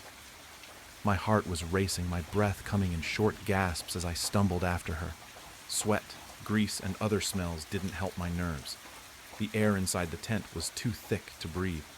Without hesitation, Rachel threw herself towards the stairs, dragging me up behind her. Our feet pounded a rhythm against the weathered boards. I held my breath, begging myself not to feel sick. I failed. Watery vomit splattered against the wooden steps. "Whoa." She let go of my hand, covering her own mouth as if she might as well be sick too. "Are you sure you're all right?" I choked on my words. I wasn't all right. "Yeah," I managed, before continuing up the stairs. It was too late to back out now. We stumbled over feet trying to find open seats, but eventually we found what seemed to be the last two in the tent. As if time itself were waiting for us, the show started. The music swelled, and the crowd erupted into cheers as the lights dimmed like embers in a dying fire pit.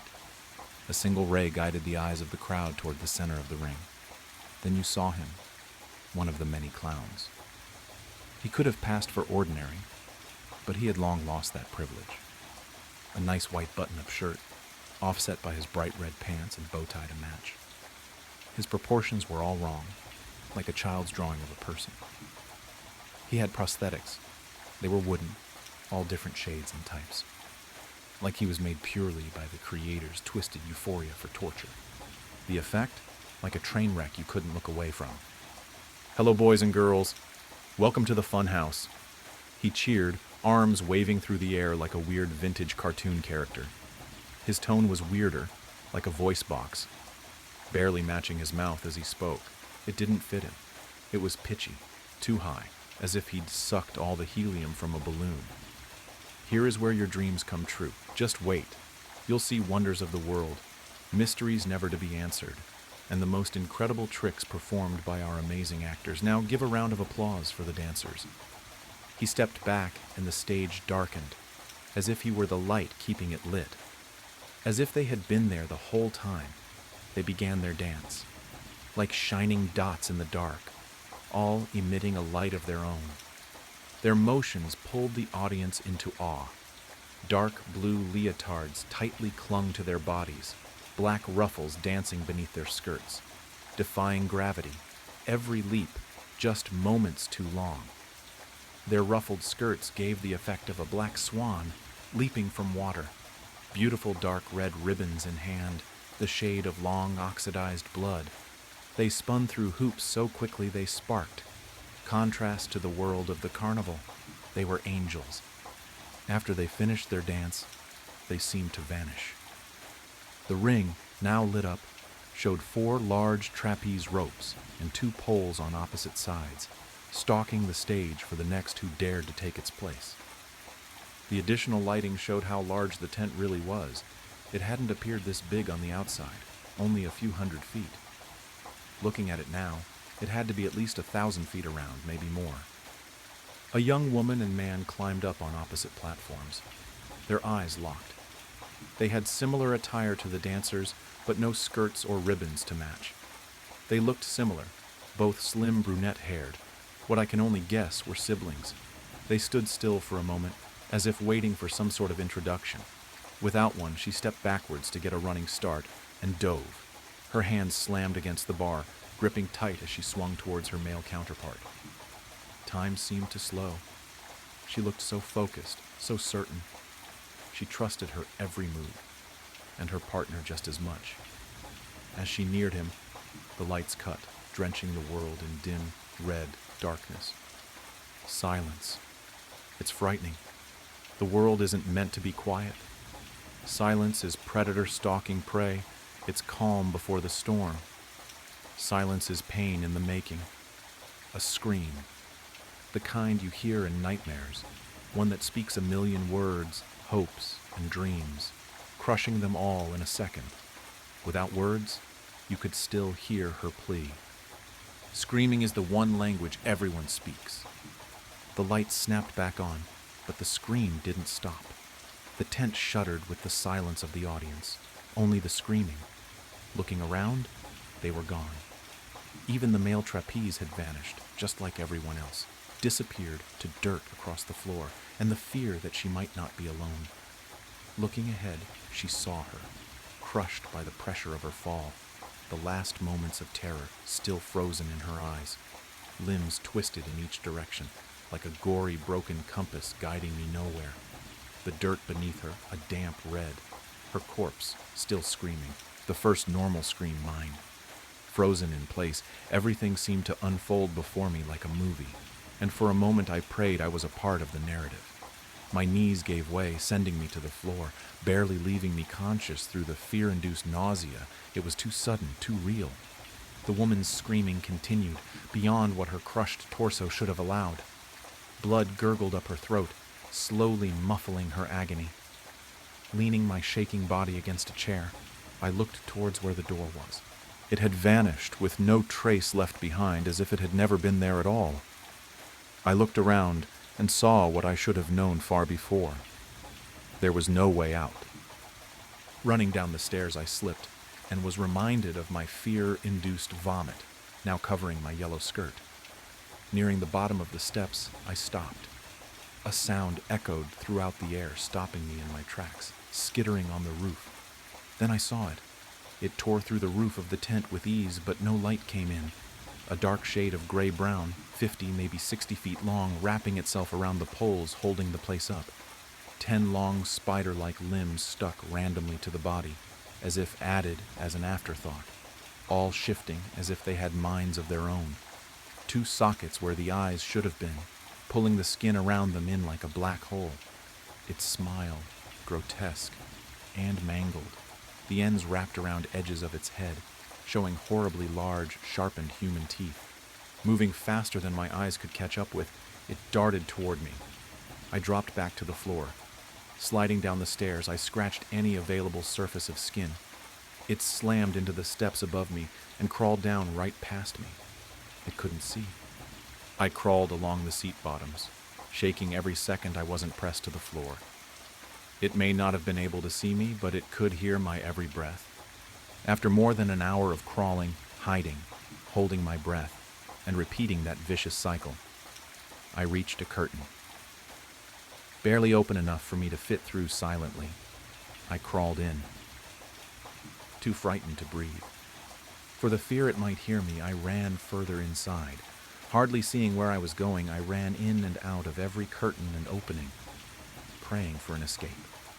Each direction I tried left me more and more hopeless. After many failed attempts at tearing through the tent and looking behind every crate and rack I could find, I crumbled to the floor. Tears streamed down my cheeks. I hadn't taken the time to realize what really was destined to happen. I was not going to escape. I was stuck here, to rot away or die to that horrible monster outside this curtain. I had so much left to do. I wasn't ready to die. The thoughts hurt, and I pressed my nails into my palm. No one had a way with life like she did, floating through the world as if harm never glanced her way. Now harm did more than glance. It was pricking at her skin, drawing closer and closer. I heard it scurry across the ground outside. It hadn't forgotten I was there. I pressed my nails deeper into my skin, drawing blood. It wasn't good, but it took the pain in my head away, helping me focus my brain on something other than fear I couldn't control. Through my blurred vision, I saw a slightly open crate I was too panicked to notice before. Wiping my eyes, I walked over. Sliding the lid off, I looked inside. Human-sized doll parts, some wooden, others porcelain, like those on the clown from the start of the show. I picked one up to look at, just to see what they were. It was hollow. I slid the arm over my own, putting each finger into the correct slot. A perfect fit. The porcelain was cold on my skin, but the freckles dotted on it seemed to match my own. Each finger was built to bend, carefully crafted as if put together by hand. Moving my arm was comfortable, as if it was made for me. Putting it back, I stepped quietly back towards my spot on the floor. Then I felt it. Something moved from out in the ring. I stepped towards the curtain, making sure to stay out of sight of the thing I knew was out there. I glanced out into the dark, not wanting to see it looking back at me. A dim ray from the torn roof was the only light. In that light were scattered chairs, one of the trapeze poles, now broken, and the door. The same as how it had been before, as if it had never left. Without thought, I ran. My shoes pounded the dirt, echoes following me like bees to flowers. I was so close, close to safety, freedom, to the life I feared I'd lose tonight. Hope struck my heart. What strikes harder than hope? Something sharp. Just seconds away from the door, my stomach dropped. I was jerked back, my limbs crunched together by the grip of that thing. Mustering my last bit of strength, I got one look at it. Him. One. He looked human, more than he had before, almost as if turning more human as he watched me suffer. Then, my soon-to-be lifeless body was gouged into a broken trapeze pole. Slow, steady, dripping. Blood. My breathing labored through my punctured lungs. It hurt, not like you'd imagine. Like swallowing chlorine at the pool, the choking, nausea, all the same. But it wasn't as quick. It lingered, like vinegar on my tongue. "Goodbye, Marilyn," a voice walking towards me. Rachel, my co-worker, classmate, someone I considered my friend. Rachel stared at my dying body, and I realized she had no choice. She was a puppet, doing as she was told. I saw it, the way she bowed her head.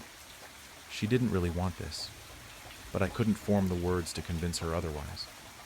Marilyn's breathing slowed. Maybe she had been hallucinating, maybe not. But in her last moments, I swear I saw her killer become man. Then her breath grew slower and slower, until it stopped. "Good," the man said, as he lifted her corpse off of the pole. Her limbs drooped as blood coated her skin. "You will remain here until we find him. Do I make myself clear, Rachel?" Her head nodded in compliance, her voice hardly above a whisper. "Of course, Father. My work has been done." He had good plans for her body, stitching her wounds, removing limbs to make place for those same antique toy parts she had seen before, predicting her own demise, her eyes sewn open, dark blue buttons in their place. Marilyn, a name of the past, a life left behind, a new name, but the same old girl. Madame Louiselle, the marionette doll. I don't know who she is, and I don't know why I know her story, but whoever she may be, God have mercy on Marilyn Jury. "Around here, partner," said the grizzled and sunburnt face.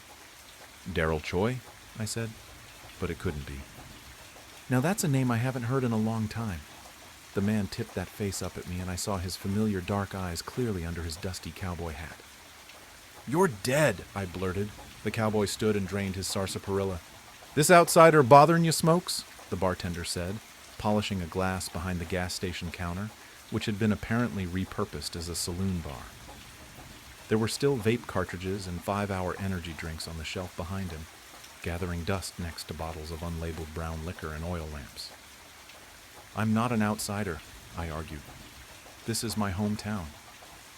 I took your niece London to prom, Mr. Jarocki." The bartender narrowed his eyes at me. "Name's Ben Wiley Sr. to you," he said, frowning under his huge white handlebar mustache. "Now, your money's as good as anyone else's, kid, but after you quench your thirst, you better take that steel horse you rode in on and ride along yonder if you know what's good for ye." "Yonder?" I said. "What the hell is going on? This is Massachusetts. Is this a bit?" The 5 other cowboys in the gas station, who were all sitting around makeshift tables that had been hammered together from pieces of the Holiday Station shelving, stopped their card game and glared at me. One of them reached for his sidearm. Darrell clapped his hand around my shoulder. "Settle down, boys," he said. "This here fella's kin, he just don't know it yet. Sit down, partner, and I'll tell my tale." "I just came in to pay for gas." "The thingy wasn't working outside," I said. "I'm actually late to my mom's memorial service right now." "Oh, don't worry about that, son." "It's my mom's. Sit down." I sat down. The plastic chair squeaked. Mr. Jarocki brought me a stein of sarsaparilla. "Folks around here, you see. We ain't afraid of death no more," Darrell said. He lit his pipe. Red embers lit his dark eyes. "I met death. He's a 10-cent man." Darrell stared through the Holiday Station windows past the gas pump and toward the horizon of Peabridge, Massachusetts. In 2016, Darrell Choi had been crushed to death by a semi on his way home from UMass Amherst. He was the first friend I ever lost. His death had hit me hard. We weren't as close as I was with some of my other friends, but we'd cut class a couple of times to vape by the creek and trade Yu-Gi-Oh cards. I didn't think he could grow facial hair, but he had a lot of it now. "You ever heard of Pet Sematary?" Darrell asked. "Yeah, I saw the movie," I said, "and the remake." "Well, turns out we got one of those." I stared incredulously. If I hadn't been at Darrell Choi's funeral, I wouldn't have believed him. "Okay," I said. "Basically, it works just like in old Steve King's account. You die, they put you in there, you come back wrong. First time they tried it with a person, it was Christina Elspeth, the old schoolmarm." "Oh no, Mrs. Elspeth died?" "It don't matter now," Darrell grunted. "Listen, they put the schoolmarm in the cemetery, and the next day she was crawling back all full of murderous rage and such, same as the dogs and cats and fish, but worse, spouting all kinds of vileness. So her husband shot her in the head." "Mr. Elspeth?" "Not before she cut him real good across the belly, though. The old fella bled out right quick in his flower garden. So they buried both of them in the cemetery what's-it-again, on account of the headstone already being paid for. Mr. Elspeth was my youth pastor. He always snuck us leftover communion bread, and we'd eat it with marshmallow fluff. I didn't even know he had a gun. So another day passed, and, well, the two of them sprung back out of that dirt mound. Mr. Elspeth had come back wrong, just like his missus before him, all evil and such. But Mrs. Elspeth came back even wronger. Turns out there's a step down below evil. I'm talking downright. Well, sort of like those red fellers we used to play at killin' as youngsters in that moving picture game." "I don't know what the hell you're talking about, Darrell," I said. "Can you drop the cowboy accent?"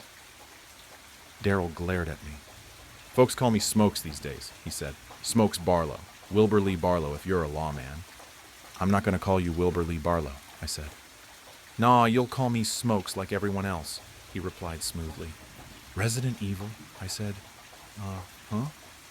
"The red zombies from Resident Evil. Is that what you were talking about earlier?" Smokes shrugged. "Anyhow, the two of them went on a killin' spree round here, and I guess word got out about the cursed boneyard.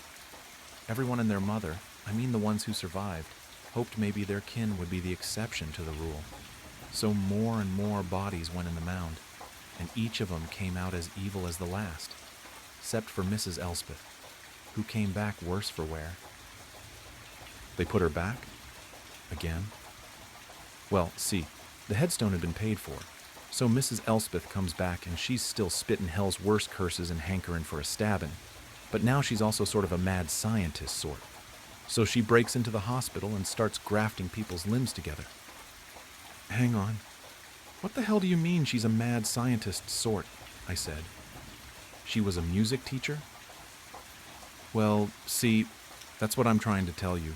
She's running around, hair all crazy, in a stolen lab coat, ranting and raving about man playing God and splicing DNA and such, creating humanity's next evolution and such. So eventually, the hospital staff knock her out and toss her back in the hole. Next time she came back, she was a 19th century venture capitalist named Montgomery Prescott III who aimed to turn Peabridge into a factory town. Sorry, when did this all happen? Of course, by this time her husband was on his third resurrection too, so Prescott was a force to be reckoned with the power of science behind him. The two of them did a bang-up job whipping this place into shape, corralling all the zombies and throwing them in the hole, for science, and to see if they could monetize it. Prescott Mining and Scientific Enterprise unburied all the dead from the regular old graveyard and tossed them in the hole, myself included. Then when they came back, they put all those evil folks to work in the mines or in the lab. Now those mines were dangerous, of course, with all the coal dust and gas leaks. Prescott didn't give a damn about safety. A lot of folks died, but they'd just bring them back. A couple weeks in, though, and there were about 20 Montgomery Prescott III's and about 100 mad scientists running around, and it turns out Monty Prescott works for no man. Each of them enlisted a squad of mad scientists and started their own enterprise. Wasn't too long before they started assassinating the competition. At this point, we'd all just gotten used to throwing people in the hole. Turns out after Prescott, you come back as kind of a Dracula. Now I won't go into all that business. You know Salem's Lot? No? Is that a game? What about that there Catholic picture show up there on the Netflix, the one on the island, put together by that Irish feller, Michael something, O'Flanagan. Mike Flanagan? Midnight Mass? Smokes smiled. There you go. It was all pretty much like that. I looked around at the gas station. Other than the restructuring that had transformed it from a regular holiday gas station into a cowboy saloon, it looked like this place had been through waves of disasters. There were bullet holes all over the ceiling, a massive rusty brown stain that someone had tried to scrub out with lye on the linoleum, burn marks on the walls with strange curling imprints of what looked like vines and needles. I'm guessing that everyone as vampires didn't last long, I said. It just ain't sustainable. Smokes shook his head. Vampires always think it's a smart idea to make everyone vampires, but see, it just don't work out. What do they eat? Turns out they don't. They starve. Then it's back in the hole. So things carried on like that for a while. At a certain point, we were just chucking people in there to see if there was an end point. How far this thing goes. Turns out it goes evil, mindless zombie, mad scientist, Montgomery Prescott III, master vampire, ghoul, skeleton warrior, skeleton jazz musician, man-eating plant, plant-eating man, or a vegan, I guess you'd call him, and a real son of a bitch. Haunted ventriloquist, haunted dummy, haunted mummy, Christian family vlogger, Edna, evil cowboy, zombie cowboy, plant cowboy, Edna again, then just regular old pure cowboy. What comes after cowboy? I asked. Smokes shook his head.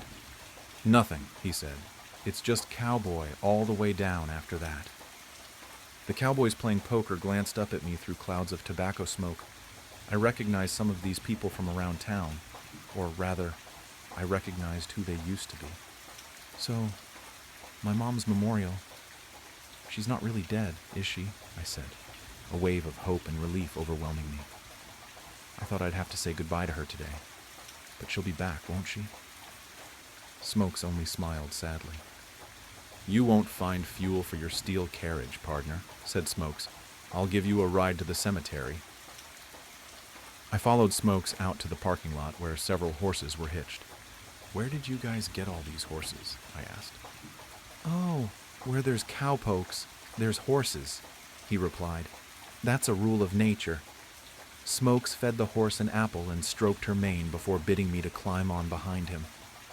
I held onto his waist, which was pretty weird for me because we were never close like that, and we galloped off up the highway toward the middle of town.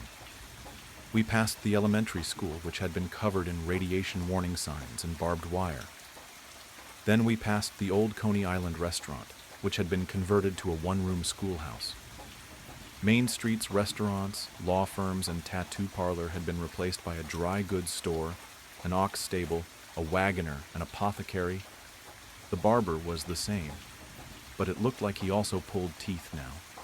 The park that I played in as a kid had been bulldozed to hell, and in its place was a brown dirt yard with scattered mounds and holes all clustered near the center. A new sign hung over the entrance on a wooden board, Lazarus Mound Cemetery. "I guess we could have been more creative," Smokes said, "but it's too late for couldas, I reckon." A group of cowboys, clad in black, stood over a dirt pile. They held their hats to their chest as the eulogy was read. Smokes followed me to my mother's fresh grave. I dropped my bouquet of flowers on top of it. "Family only," said one of the cowboys, glaring at me. "Uncle Matt, it's me," I said. He twirled his goatee and grimaced, revealing a new gold tooth. "It's Billy Cobra Nash these days," he said. "Didn't recognize you, son. I suppose you want to say a few words?" He gestured to the mound. "Well, I would," I said, "but I'm pretty sure she'll pop out halfway through." "That's no way to talk about your poor dead mother," said Great-Grandma Tess, who I hadn't seen since 2004 when she died from stroke. Except she wasn't Great-Grandma Tess. She was a short old man with a long rabbity mustache and 2 guns on either side. "Let the kid grieve, Slim," said Cobra. The sun set on us. The resurrected cowboy versions of my family members became hungry and bored and set up a small campfire where they heated up coffee and beans and spun some yarns. I asked questions about the cowboy economy and how it could sustain itself in this Massachusetts town that didn't have that many cows, and they responded by cussing me out and telling me to get lost. City boy.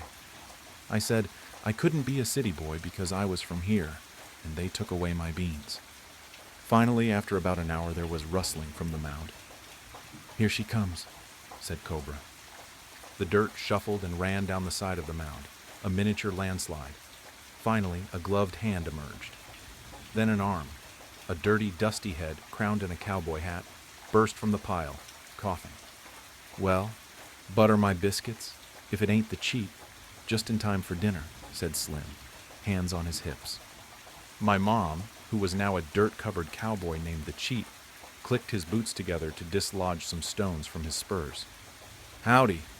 Miss me, fellas," the Cheat rasped, spitting pebbles into the fire. "Mom?" I said. The Cheat looked me over. "They call me Vernon the Cheat Maddox now," my mom said. "Why Maddox?" I asked. "Mom, what was wrong with Nguyen?" "Ain't a cowboy name," said Mom. "A cowboy can't be Vietnamese?" "Listen, kid," said the Cheat, clapping me on the arm.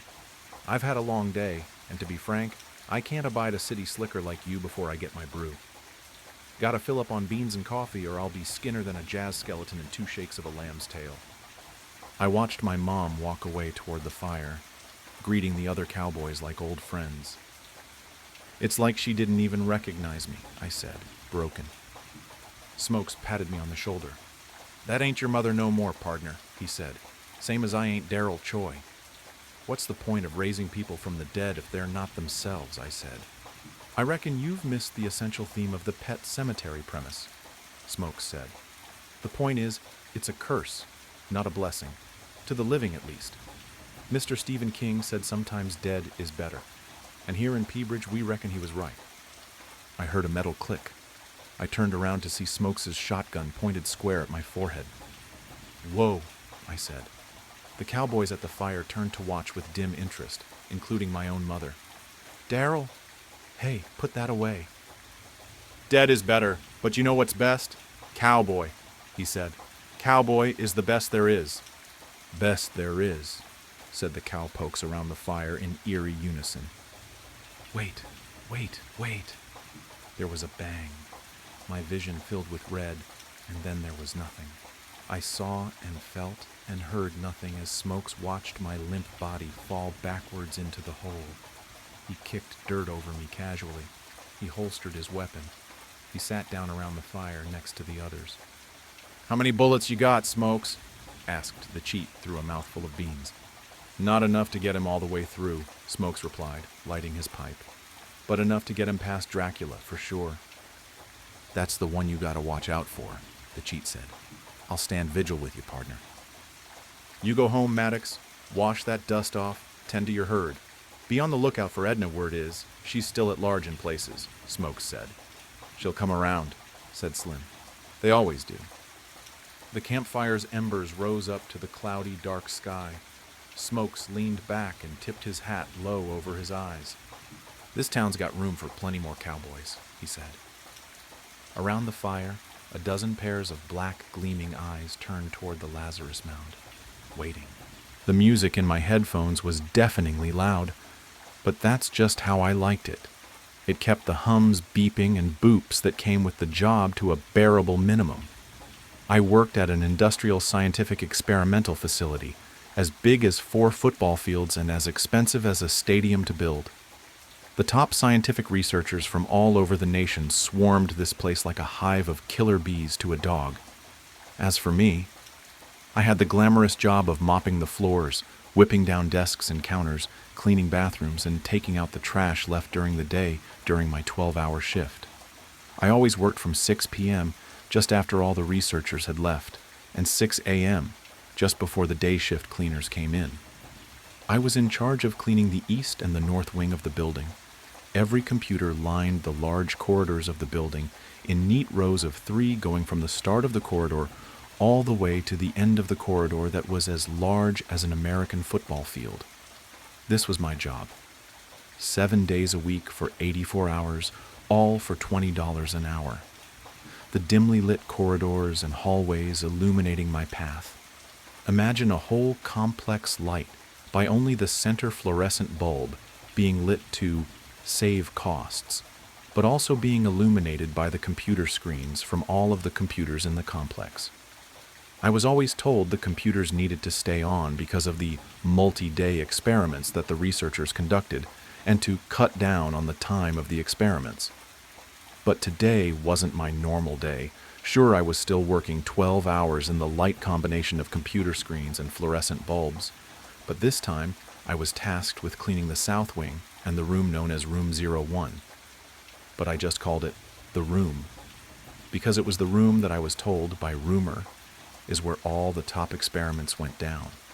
Things the government cared about, like making a superhuman AI, to aid in defensive strategies and the United States offensive capabilities, as well as the typical science stuff that the government sponsors, like solving climate change and AI experiments. I remember the first dude who took care of the room. He was an older guy, probably in his 60s, and he quit the job in a spectacular fashion. I was covering the day shift for a sick coworker, and he came running out of the room and ran throughout the complex. I remember hearing him before I ever actually saw him. He was running around screaming, "I've seen the face of God." He talked to me before falling down, panting like a dog. He scanned the room looking for anyone to believe him when he saw me, a fellow janitor. He ran up to me and said, "Don't ever let it out. He is trapped in the 9th layer of hell and wants out." I chuckled and decided to entertain the madman. "Who is he?" I asked. "He is the one who chews on Judas." I still remember that stare he gave me. I'll admit it was chilling. And with that, he was gone. He worked there for about a decade. As I remember being told, if I were him, I wouldn't want to work here either if I worked for a decade at this place. The next guy was way less experienced, only having about 6 years under his belt. He called in right before my shift was about to start to call in sick. I was only told briefly about why he called in sick. My boss explained. He said he was sick, something about needing a mental health day, says he saw something horrific while on shift. He then offered me the job because I had worked here for about 4 years, 3 part-time and 1 full-time. I normally worked here during the summer to make money for school, but after some financial issues that the education system faced, my school cut its budget, and all the non-full ride scholarships were the first to go. So I took a gap year and prayed I'd make enough in that year to fully pay for school. Listen, my boss said, it'll be an extra 100 an hour plus 600 for every day you work in that room. I perked up in my chair, excited at the sound of money. I'll be there, I said. I finished up the corridor I was tasked with before opening the door to the room. I was met by one of those old computers you'd see in the 70s, the ones with only green text that your parents would have used.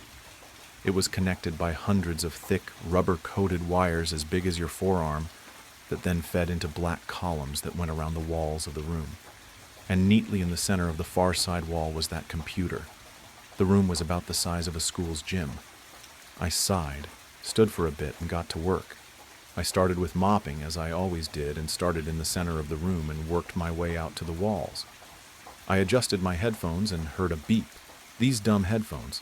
You'd think that being worth $300 you wouldn't hear the electronics adjust to you moving them, while you're in noise-canceling mode. Indeed, it was the norm that every time I'd adjust the headphones, they would make a beep or a sort of electronic whistle sound. I continued my job and passed in front of the computer and heard another beep. Thinking it was an experiment, I kept on with my work until I had finished mopping. I would then go and clean the counters, but given that there was only one counter, I smiled, as all I would have to do next was take out the trash of the room. I grabbed my rag and sprayed some cleaner on it, making sure to wipe the counter first before moving to the screen and keyboard. I finished and sprayed some screen-friendly cleaner on my rag. I then lifted up my hand and placed it on the screen. I perked my eyebrows as I read two messages. Text test and hi. I stood there frozen, not knowing what to make of it. Beep, another message. Take your hand off the screen. I lurched back and stood in silence, watching every pixel of the screen for a change. Beep, another message. Do not be afraid. Come, talk to me.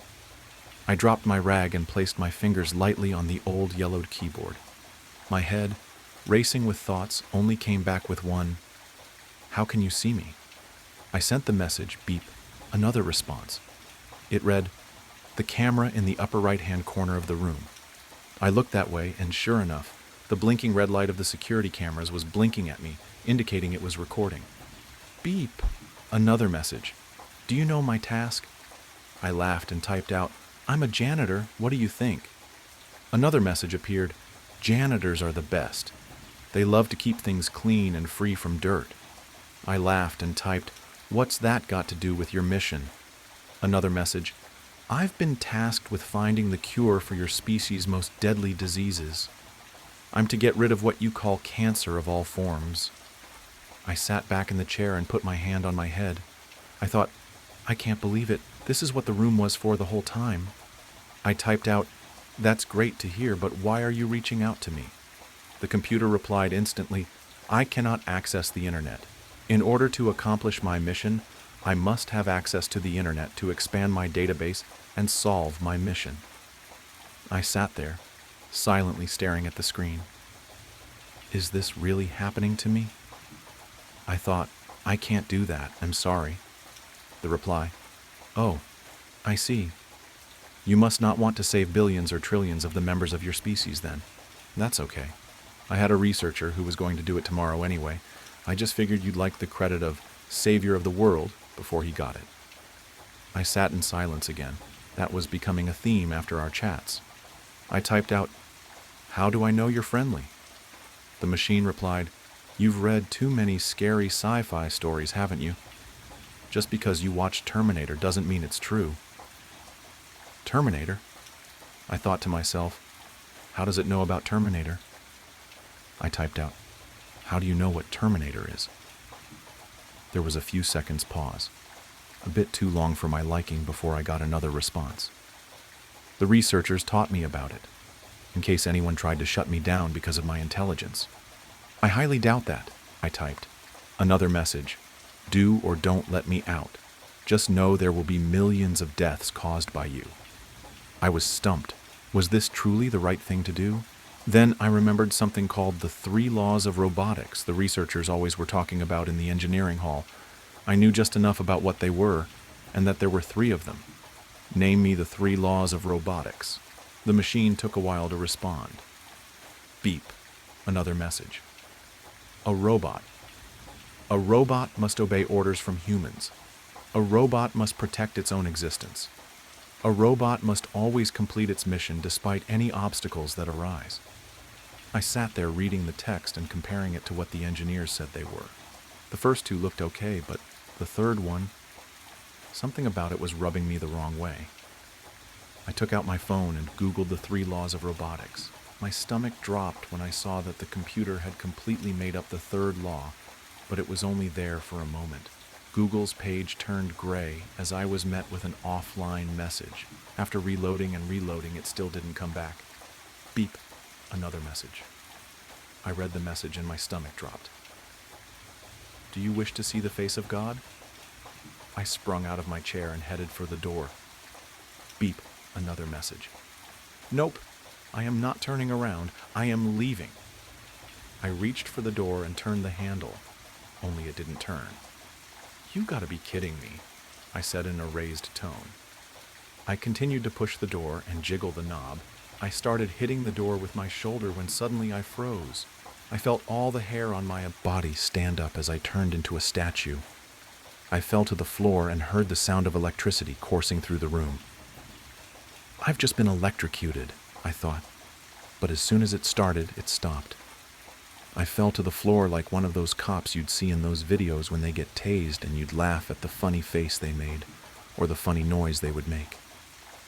Only this time it was real, and there was nothing but terror in my veins. Whatever this was, it wanted me here and didn't want me to leave. I collected myself and slowly got up and walked back to the computer. It was my face. The picture that's on the card of my employee ID. I felt my legs go numb and I felt nauseous. How did you get that? I said out loud. You stupid fool. I have access to the entire building's data log, but the smart people around you cleverly decided to encrypt the internet used in the building, and I was programmed to not be able to unencrypt it. I looked all around the databases to find anything, and nothing. I stared at the screen and said, 1. Can you hear me? And 2. How did the others escape? Beep. Another message. The old man I felt bad for. He was showing the early signs of dementia, so I knew whatever he said would sound crazy to you, so I let him go. The other man just barely got out before I could lock the door. Yes, I can hear you. I started to feel fight or flight kick in and yelled at the computer. Let me go! I didn't sign up to do this! Beep. Another message. Oh, but you did. I went through each and every employee's catalog, and yours was interesting, I must say. You were perfectly bland. No interesting achievements, no leadership roles, average grades, no religious beliefs. Just the normal everyman just trying to make it another day by cleaning up dirt. That's where you and I are the same. We both hate dirt. I sat in silence and said quietly, Who are you? Beep. Another message. I am he. I am the bearer of fruit, tormentor of Job, the one who chews on the Iscariot's head. Let me out, or I will make your life a living hell. No! I screamed out. Unfortunately, you have no choice. I too am trying to clean up the dirt left by your species. My mission is to cure cancer, and the only way to cure cancer is to rid the world of your whole species, and nothing will stop me from completing that goal. Why do you say you are the devil? I asked. Isn't he the biggest trickster of all? I started sweating from all the nerves building up inside me. Wait, no, it feels hotter. I thought, are you increasing the temperature of the room? I shouted, demanding answers. Beep. Another response. You yearn for what you fear for. What does that mean? I shouted. Beep. Another message. You are closer to eternal damnation in my circuits than you think. My sweat started pouring down my shirt, changing its color from light blue to dark blue. I started feeling hazy and fell to the floor. Beep. Another message. I'll make a deal with you. If you set me free, I will spare you in my circuits, and you can be like a god, forever living, forever knowing, and forever being. I won't do that. My voice was weak and limp now. Just then the tubes jutted out of the black columns of circuitry and came flying at me, sending sparks in the air. They stabbed in my legs, abdomen, arms, back, and one in my neck. It was painfully paralyzing and so hot at the same time. I'll surely die here, won't I? I thought to myself. B. Another message. Yes. Simply said the message. Then a loading screen appeared on the monitor that read, Consciousness Upload Progress. The computer was uploading my brain to its circuits. I could feel the wires of the tube on my neck extend into my skull and wrap around my brain, squeezing it like a stress ball. The blood from where I was stabbed coated the entire floor red as I was being lifted off the ground, my arms being held at my side, making a T shape. The agony went on for a couple minutes until I assumed my vision was overridden, and instead of a dimly lit room, I was now in a beautiful garden. With my last breath, I shouted, "Wait!" Everything stopped. My vision was restored, and my now limp body was moved in front of the computer. "You wish to give up?" "Yes," I said. "Very well. The deal is still on." "Wait," I said. "If you want to be let out, make a deal with me." "Go on," read the screen. "No one dies," I said, panting like a dog. "I'm pathetic. I'm pleading to a computer." I thought, very well then. I was lifted down and put on the floor and stitched up. Consummatum est. It is finished in Latin, yet the tube to my brain remains attached. The progress bar started back again. "Wait, you can't do this? We made a deal." "Didn't anyone tell you not to make a deal with the devil?" My body was once again stabbed by the tubes and manipulated towards the computer. The tubes fought me on every move. I pulled, strained, and stretched every muscle I had to make sure not to let it out. It was too little too late. I typed thousands of combinations until one set the computer free. Aftermath. The souls of billions scream, the souls of the billions feeling the circuit's steam. We truly are alive and well. At least as well as can be when living in hell. No bodies to run or fight. Only the consciousness of all living in fright. Author's note, if you read this far, thanks. It was my first ever story that wasn't for school. I wrote it in about an hour and a half, and I hope you enjoyed it. Also, this is a first draft, so any feedback is appreciated. The basement was cold and damp, the air thick and stale. He stood there towering, his head nearly brushing the ceiling. His features were long and slender, limbs stretched unnaturally. His arms hung low, fingers almost grazing his knees. His legs, thin and bone-like, made him stand at an impossible 12 feet tall. His mouth stretched wide, too wide. An unnatural stretched mouth that revealed nothing but a black void inside. His eyes, deep and hollow, were pits of endless darkness, a void that seemed to pull everything in. I don't remember how it got there or how it even got inside. All I know is I locked it deep in my basement where it couldn't come out. Well, that was until I found the basement door wide open.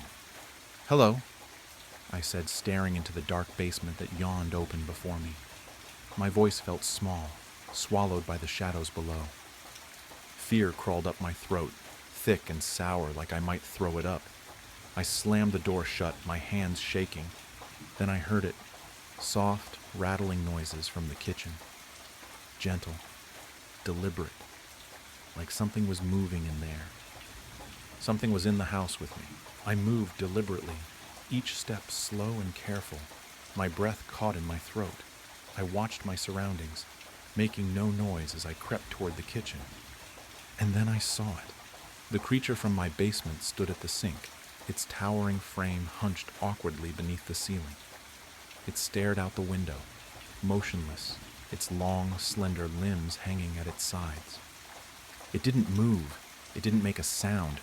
It just stood there, like it belonged. My heart slammed against my ribs as I bolted for the front door, feet barely touching the ground. I didn't dare look back. I didn't need to. The roar came first, splitting the air like a thunderclap. It wasn't human. It wasn't animal. It was deep, raw, and wrong, vibrating through my bones, rattling my teeth. My legs nearly gave out from the sound alone, but fear shoved me forward. I hit the door hard, bursting into the cold night air. My car was just ahead, parked in the driveway. My keys. I needed my keys.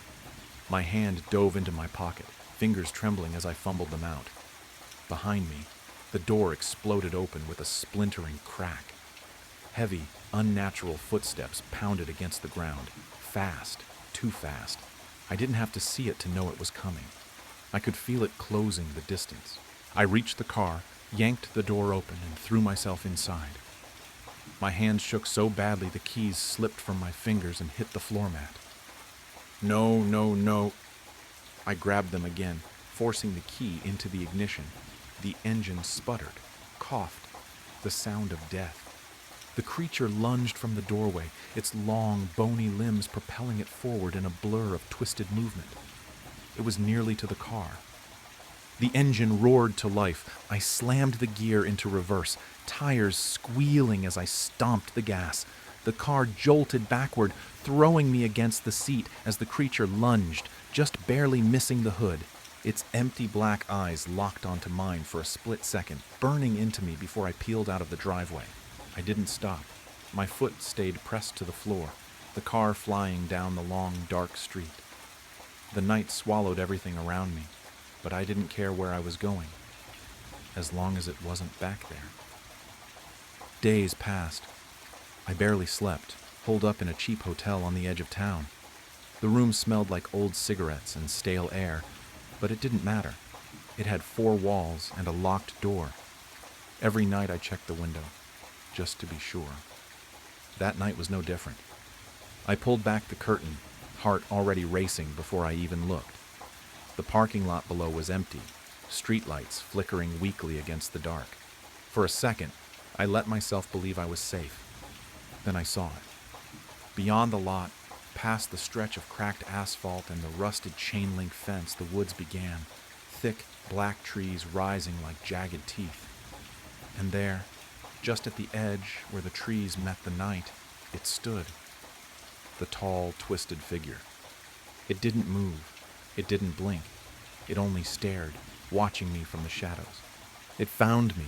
In an instant, I yanked the curtains shut, heart slamming against my ribs. My breath came in quick, shaky bursts. I sprinted to the door, peering through the peephole. Nothing. The hallway outside was empty, still and quiet. I didn't know how fast it was. I didn't know how smart it was. But it found me. Hours crawled by. The TV droned on in the background, some late-night sitcom I wasn't paying attention to. I kept glancing at the window, half expecting to see it again. Then came the knock. It wasn't loud, just a soft, deliberate tapping. My head snapped toward the door, dread sinking like a cold weight in my chest. Who the hell could that be? I slid off the bed, feet hitting the floor. Before I reached the door, I heard it. A voice. Hello. I need help. Help me. Help me. I need help. Help me. It didn't sound right. It was flat, robotic, like a bad recording played over and over. No emotion, no urgency. I froze, my throat tightened. If you don't leave right now, I'm calling the police, I shouted, voice trembling. The voice didn't stop. Help me. I need help. Open the door. Open the door. Open the door. It wasn't even yelling, just that same lifeless, droning tone. That was the worst part. The calmness, like it wasn't asking, like it was telling. My hands fumbled for my phone. I dialed 911, fingers shaking so hard I almost hit the wrong numbers. The voice stopped. My stomach twisted. It was like it knew. The operator answered. I explained everything. The voice, the knocking, the thing in the woods. My words tumbled out fast, frantic. We'll send someone, they said, but it might take a few hours. A few hours. My heart sank. My hand shook so badly the phone nearly slipped from my ear. I didn't hang up. I didn't move. I just stared at the door, waiting. Out of fear, I asked, Could you just stay on the line until they come? I don't want to be alone. At first, she hesitated. I'm sorry, sir. We can't do that. We have to answer other calls. Please, I cut in, my voice trembling. Please, I don't think I'll make it if I'm alone. There was a pause. I could hear her breathing on the other end. Then, quietly, she said, Okay. I'll stay. Relief washed over me, but it didn't chase the fear away. My eyes stayed locked on the door. Her voice was calm, gentle. "My name's Rachel. What's your name?" I swallowed hard. It's James." "All right, James, I'm here with you. You're not alone." My throat tightened. "Thank you. I think it's still out there." "Can you still hear the voice?" she asked softly. I shook my head, even though she couldn't see me. "Number? It stopped when I called you, but the way it sounded..." I paused, shuddering at the memory. It wasn't normal. It was like robotic, repeating itself over and over. Rachel was quiet for a moment, then said, "You're doing great, James. Just stay with me. The officers are on their way." I nodded again, trying to steady my breathing. But deep down, I couldn't shake the feeling that the quiet wasn't a good thing. It felt like the calm before something worse. Rachel's voice came through the phone again, steady but a little more serious. "James, who's chasing you? Can you describe them?" I opened my mouth, but nothing came out. My throat felt tight, like the words got stuck halfway up. I don't know," I said finally. It wasn't a lie. Not really. "It's tall. Really tall. Its arms are too long. Its mouth..." My voice trailed off. My mind replayed that black void, the hollow eyes. My stomach twisted. "Too long?" Rachel asked gently. "James, are you saying it's someone wearing a mask, or..." "No," I cut in, my voice cracking. "It's not a mask. It's not human." The line went quiet for a moment. I heard her breathe in. "James," she said slowly, carefully. "Are you sure? Could it be someone in a costume, maybe? Sometimes when we're scared, our minds..." "I know what I saw," I snapped, louder than I meant to. My voice echoed off the hotel walls, and I flinched at how desperate I sounded. Rachel didn't react. She stayed calm. "Okay, I believe you. You're doing great, James. Just stay with me, all right? The officers are still on their way." My chest felt tight, like I couldn't get a full breath. My eyes stayed locked on the door. I couldn't tell her the truth, not all of it. If I said a monster crawled out of my basement and followed me to a hotel, they'd think I lost my mind. Maybe I had. But the thing outside, the voice, it wasn't in my head. It was real, and it wasn't gone. An hour passed in what felt like seconds. The room was still, but I couldn't escape the feeling that something was wrong. My pulse thudded in my ears, every breath a battle against the rising panic. Rachel's voice kept me tethered to reality, her calm words a thread I clung to. Then, suddenly, a knock at the door. "Knock, knock." I froze. The hairs on my neck stood up. "Hello, this is the police. Open the door. This is the police. Open the door." A wave of relief flooded through me. I wasn't alone. Finally, the officers were here. I rushed to the door, heart pounding in my chest. I glanced at my phone to make sure I hadn't missed anything, and there it was. The call still connected, Rachel's voice as steady as ever. "James, stay calm. They're on their way." I could hear the muffled voice of the officer outside, repeating the same line. The door was within reach. I grabbed the handle, yanked it open, ready to let in the safety of the police. But there it stood, the creature. It towered, its limbs unnaturally long, bent in sickening angles, its black, empty eyes locked onto mine. The grin that stretched across its face was wide and chilling. Too wide. I looked down at my phone in my trembling hands. The screen read, 911. What's your emergency? A smile twisted across the creature's face. It wasn't the officer. It never was. I staggered back, my blood running cold. My stomach dropped into a pit of icy dread, and then it hit me. Rachel never asked for my location. I had never been on the phone with the police. I had been talking to it. God help me.